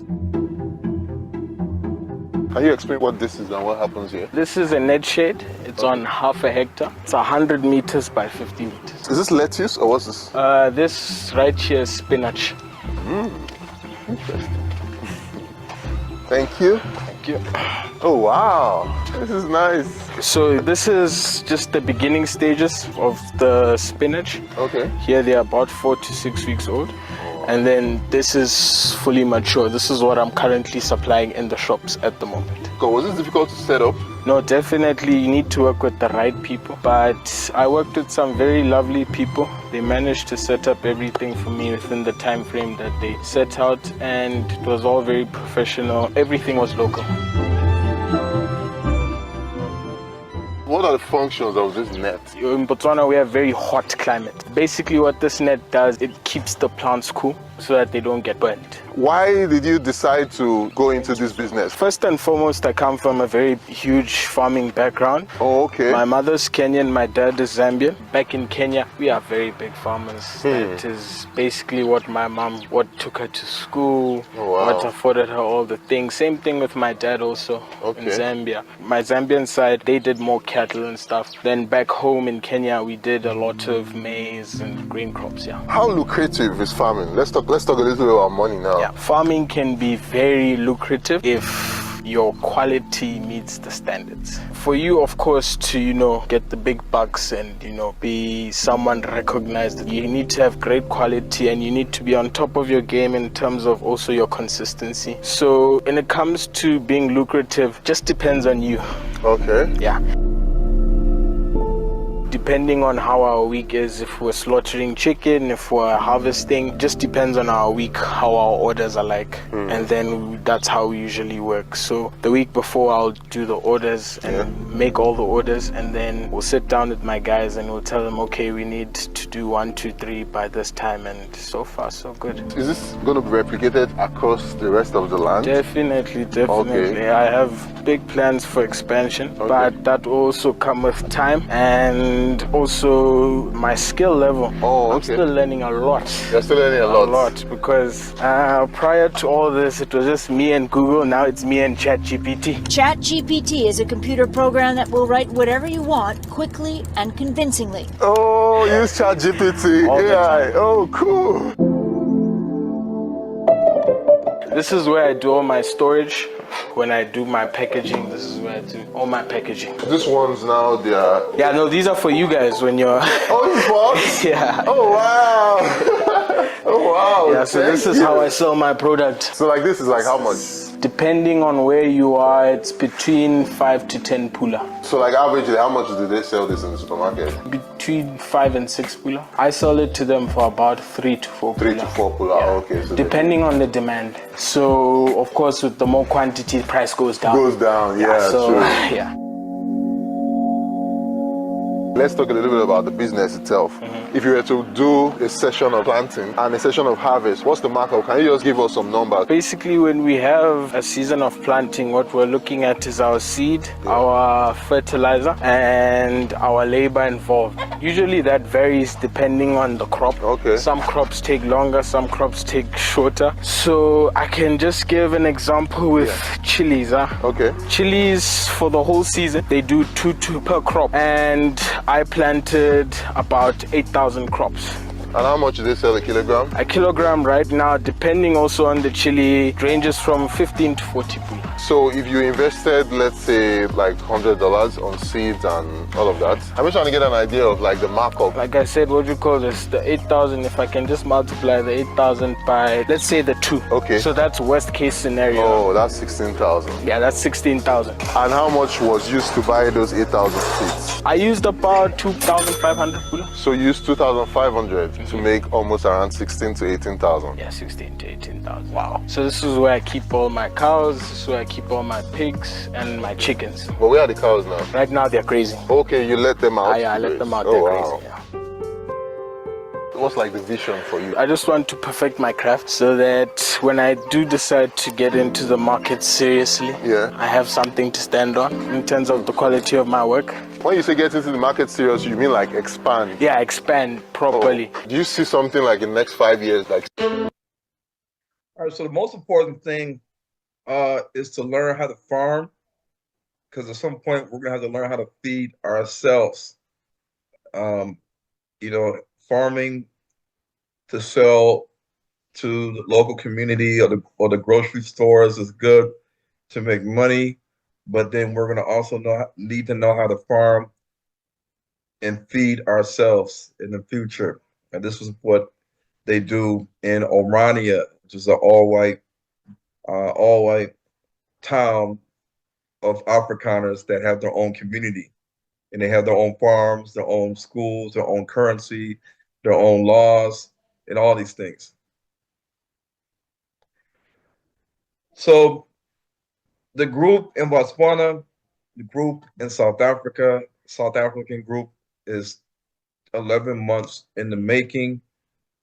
Land acquisition and development for community. And no matter where you go, whether South Africa and Botswana, you have to have a permanent visa to stay longer in the country, longer than a year. That is the goal that everybody has to obtain when they come to Africa. Without having a permanent visa, you have to border hop every 90 to 180 days. In addition to that, you have to know how to survive outside of America. Otherwise, you run out of money, you're gonna have to go back to America. And I think this is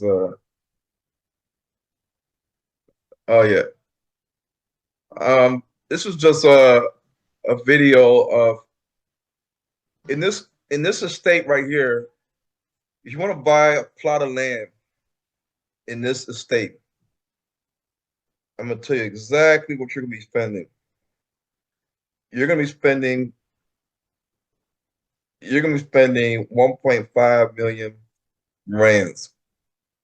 So to buy one plot, and the plot could be about 2,000 to 3,000 square feet, give or take. You're gonna be spending $81,000 to buy a plot, just a plot. That's not even the cost of the building the house. So once you bought the plot for $81,000, then you could build a house like this if you had the money in South Africa.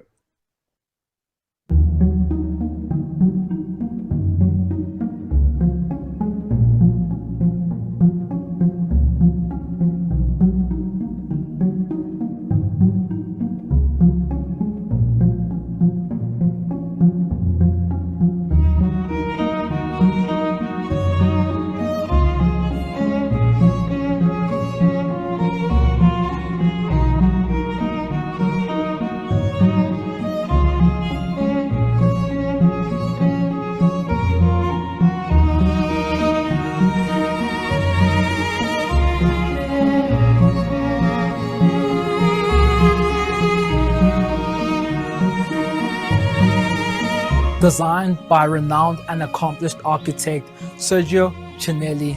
Welcome to House Lund. Lund is a Swedish word for tranquility, and calmness. This home was inspired by Japanese and Scandinavian influences as it offers this artistic simplicity yet thought-provoking sophistication.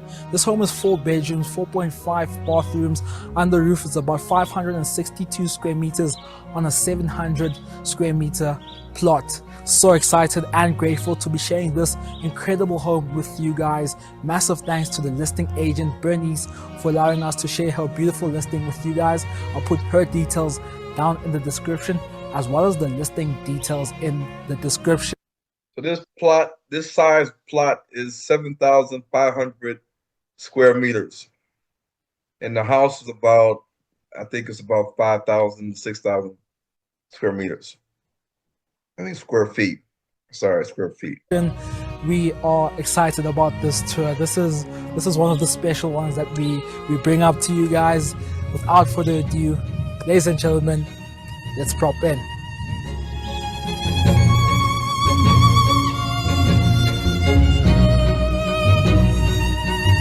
Right, as we begin this tour on the road level, this home is very deceiving as from the road level, it looks as though it's just a one-leveled home, but this is very much a multi-leveled family home. It's about 3 levels, 4 if we're trying to be a little bit technical, but as you can see at this beautiful facade, to my left you have this beautiful cladding vertical members as well as the underside of this overhang with this timber paneling. You'll see throughout this entire home the great use of different materials. To my left you do have these beautiful staff quarters. Now I'm not sure if you got it. Now I'm gonna keep going for this because that's a long video, and because I want to get through most of everything I want to talk about. So the good thing about South Africa is that non-citizens, foreigners, can own land in South Africa. Foreigners can own land in South Africa, whereas in Ghana and Tanzania, technically there are laws in place that will not allow you to own land outright with a title deed. That is reserved for citizens, like locals. So these are the things we have to understand when wanting to move to Africa. Do you want to lease land for 50 to 99 years, or do you want to own land? There's certain countries that will allow you to own land, certain countries that don't allow you to own land. But we have to try to figure out what are we going to do, because as we wait, longer and longer we wait, the Gentiles are coming into Africa, and they're coming with their money, and they're buying a lot of the land that's sitting right now for sale at good deals. And they're buying them around areas that we would probably want to buy, but we're not necessarily looking, and necessarily if we do look, we don't have the money. So there's a lot of Gentiles coming from Saudi Arabia, Kuwait, Yemen, Oman, UAE, Israel, United Kingdom, Portugal, Spain, United States, India, and they're coming, Russia, they're coming and they're buying land.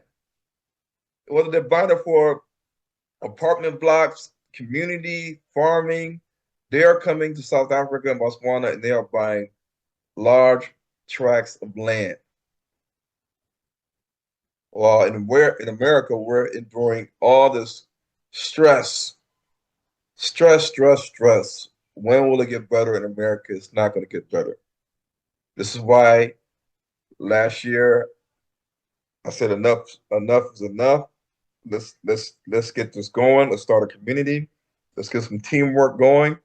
Let's group up, group economics, because the way we're looking at it in America, we can continue to slave a 9-to-5 in America until we get sick, old, and die, or until they fire us. So hoping, wishing, fasting, and praying also requires action. Action. We do a lot of listening, a lot of hoping, a lot of wishing, praying, and fasting, but we got to get up off our butts and do stuff. And in South Africa, you can own your own home and your plot of land with what a lot of companies do which was the share block to sectional title pathway. And I believe I have a video on it because you see, when you buy into a share block scheme, you have two options: to be a shareholder and owner in the company, not actually owning, individually your own, plot, but you're part owner of the company that owns the whole land and the property. But then you will also have the option of becoming your own sectional title deed holder in a share block scheme. This is used in South Africa.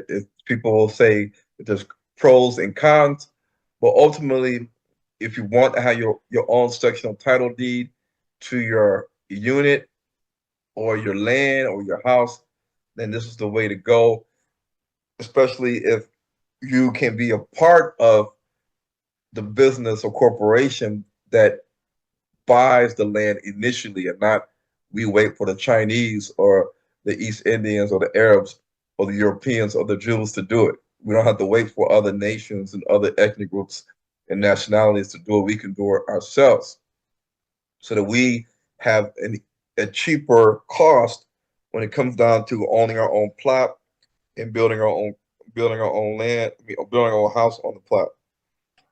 There are other companies that are utilizing the tiny home model in buying land for the share block scheme, and they're drawing up plans to where their homes are 150 square meters and smaller, and people are going to be paying to live in these houses. They're going to be paying to rent these houses because in South Africa, people need housing. Even if you're a student or you're a couple, a married couple, you don't have any kids yet, and you're on a fixed income, a limited budget because your job doesn't pay a lot, but you just want to have your own home and live in the greater Johannesburg area. So this is what's happening right now. And people are in the other nations, the Gentiles, have copied the model of what's going on in America and China, and they're getting builders to build these small size, medium size homes that are easy to build. They can build them quickly. They don't cost a lot of money, and they can crank these buildings out, these homes out, and they can rent them. They can sell them and upcharge the price. They're doing it every single day. These are multiple developments that are happening all around South Africa because they have studied the process of the share block company scheme, and they're just going through the protocol, and they're getting it done. So while they're living in big houses like this and other houses like Helderfontein is even more luxurious. These houses right here sitting on 450 square meters. These houses in South Africa, older houses, sitting on, a nice amount of square meters. Many bedrooms, but these houses are massive size houses with pools, nice backyard, indoor, outdoor patio area by the pool. Sometimes they have a jacuzzi, indoor, outdoor braai, or they barbecue their meat. They have the indoor, outdoor furniture, so they can sit outside at night and just talk and have gatherings and have a little bonfire in the middle. This is how people are living in South Africa. We can do the same thing. We just have to come together. You can have the same thing that they have in their estates, in their communities, where they hike up the price for everything to attract people to want to stay in their estate, their community. So that includes the community center, event center, media room, clubhouse, pool, gym, playground for the kids, gazebo area for outdoor functions, backup water, borehole water, storehouse, solar panels, gated security, perimeter wall, commercial shops like convenience stores like Stain City, combo retail shops like Burger King, KFC, and then also a gas station, combo shops, apartment blocks, and they set the rules. Builders that we have connections with in South Africa that have been they build these homes in South Africa. We have their numbers, we have their connections, and they start off these houses looking like this. And obviously, you don't see no grass around these houses because they got to do a lot of construction, a lot of wheelbarrowing, a lot of trucks, a lot of cement laying down, a lot of people walking back and forth, foot traffic, and eventually the finished product, you see these houses looking like this. The driveway is paved, the front entrance is paved, the grass is laid down, the sprinkler system is laid out before they lay the grass down so that the grass stays green, even in the dry months. And the kitchens are made to your liking with marble or quartz finishes, high-end appliances, all the track interior lighting, the microwaves, the flooring. They got people all day long that can do this, standing outside these stores, and those that are also working for contractors. And this is not AI. This is actual real attention on Black people that can build these things and put them together.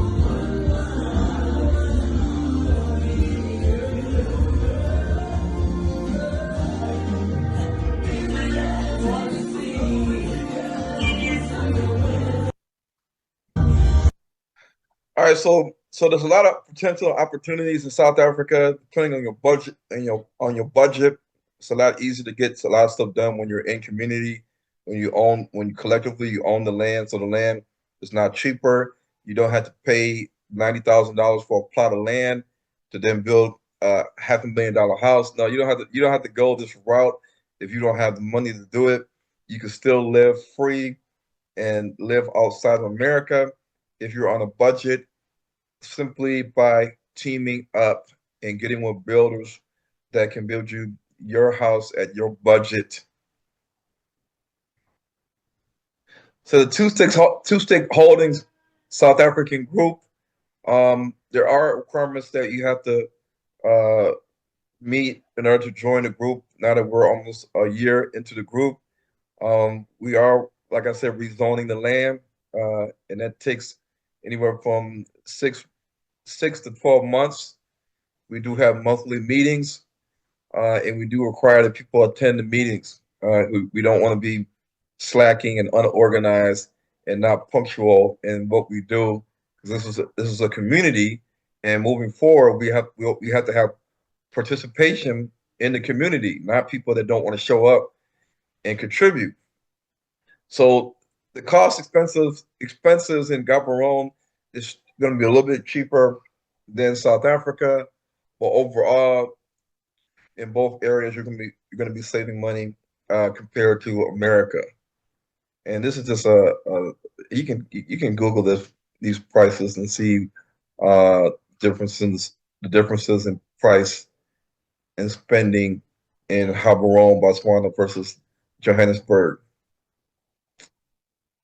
And then crossing the border from Johannesburg to Gaborone with a return ticket, $52 on a bus, one way, 25. If you have a group that's going back and forth from Gaborone to Botswana, and you say you have like 10 to 15 people, then I know some guys that have buses that can do it for a lot cheaper than that, as long as we have 10 people or more that all need to go across the border on a particular day.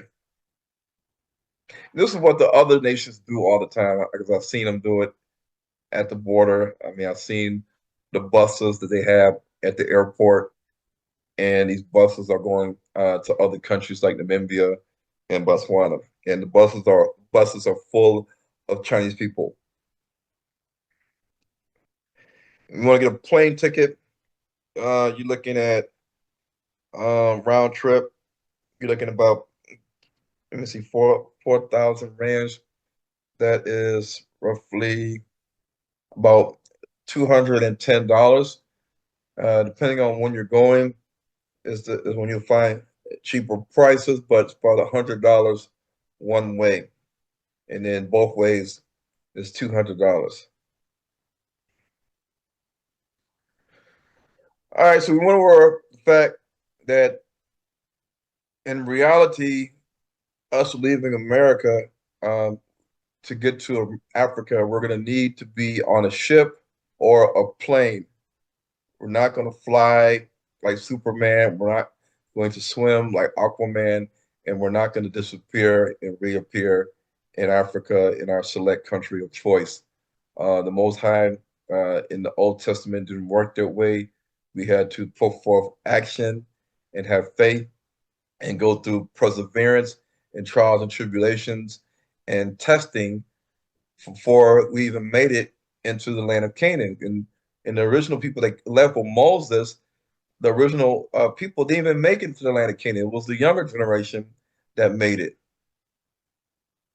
So this is the land of Canaan in sub-Saharan Africa. This is where we have the land of milk and honey and fat pasture. Not when you go to Israel and you see just mountains that are just rock mountains, and when it rains, you see a little bit of shrubs growing, and then when it doesn't rain, it just goes back to a rock.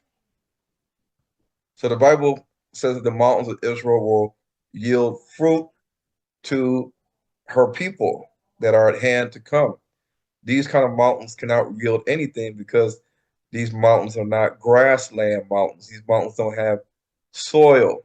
These mountains cannot be tilled and sown. These mountains are really just rock mountains. And upon these mountains, there are no cattle. There are no livestock that's going to be multiplied.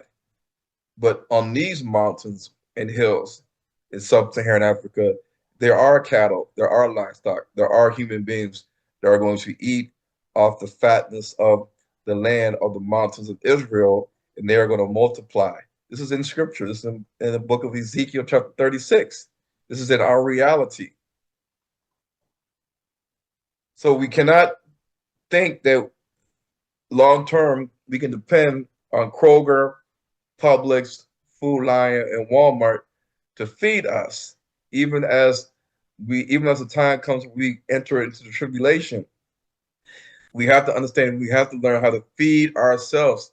This is what the scripture states. The land is going to feed us, not Trader Joe's and Aldi's and Kroger's and all these other places, Piggly Wiggly, Whole Foods, Food Fresh Market. No, this is not what the Bible says.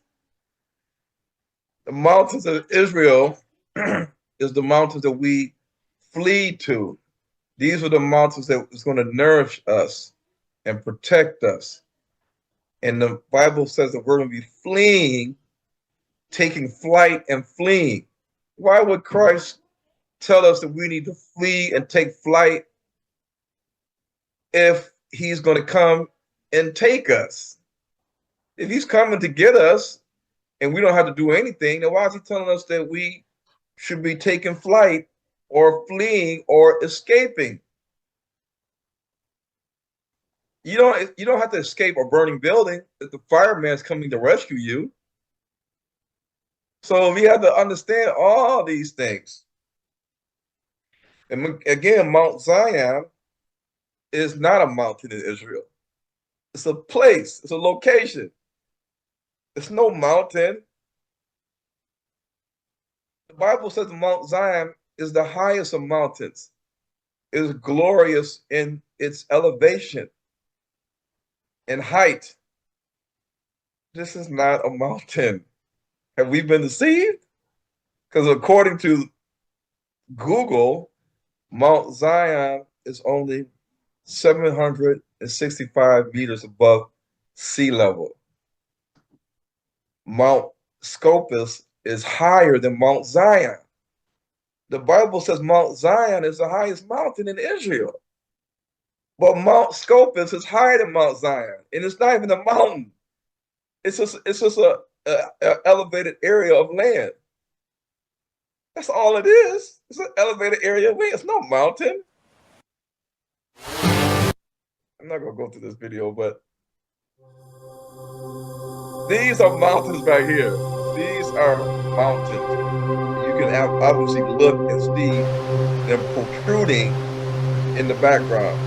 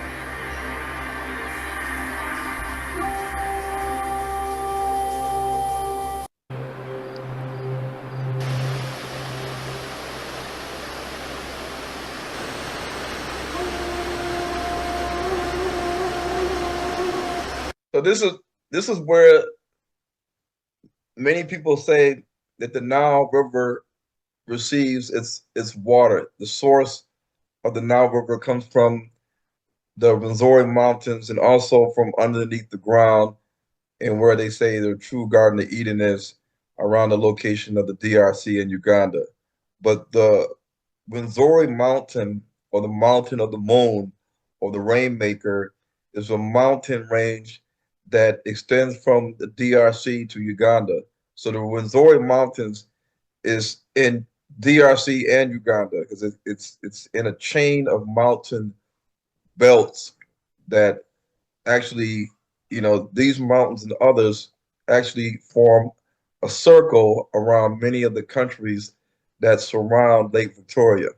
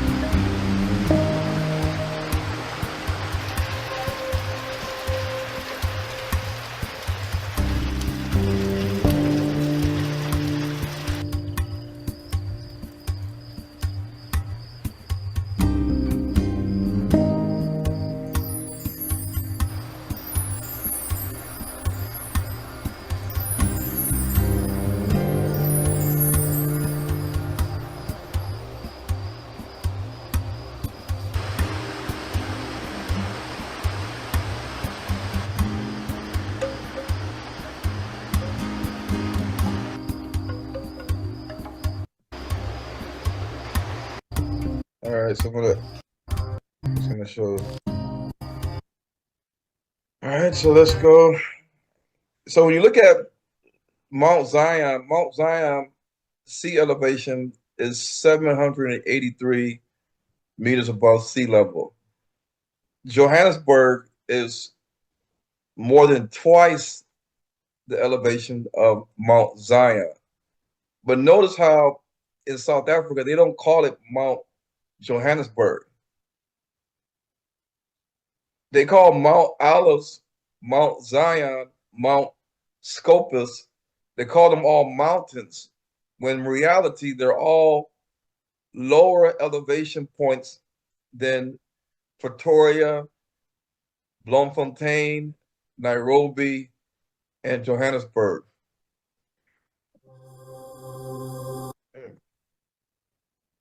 And I think I'm gonna,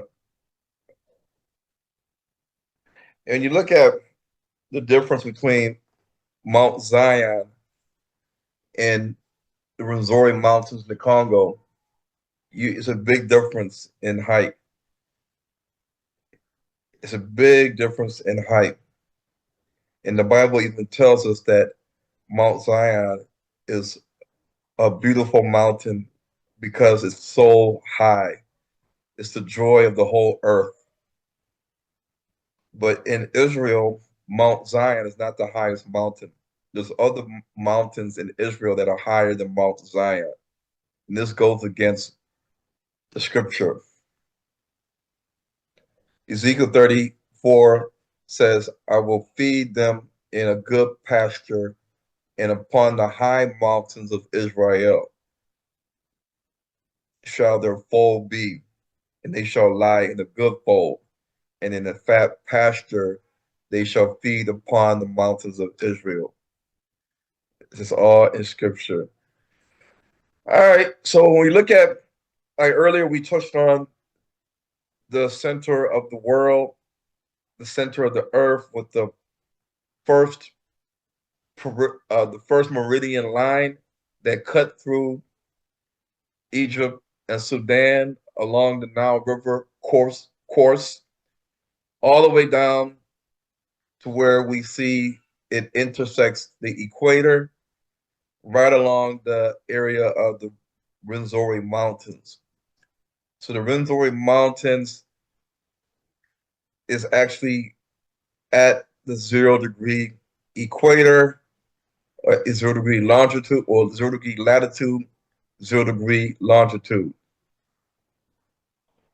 And according to the Ituri Forest FA Pygmies, they say that the Garden of Eden, the entrance to the Garden of Eden is in the area that they live at, and that they know the entrance to the Garden of Eden, but the white man or the Europeans have been trying to find the source of the Nile and the entrance to the Garden of Eden for as long as they can remember, but they cannot find it.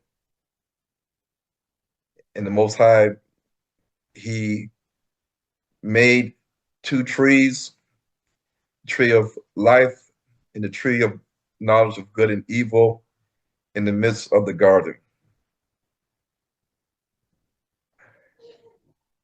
Along the first meridian line that goes from Cairo all the way down to the Sudanese, the pyramids of Sudan, all the way through the DRC Uganda border and Mount Rwenzori, all the way down to Cape Town, South Africa. All along this line, this ley line, are all these different trees. These trees that are called boab trees, or the tree of life. And these trees are seen all along this 31-degree east longitudinal line that runs along the same course as the Nile River. And the reason why they call this tree the tree of life tree is because it keeps 80% of its trunk made of water.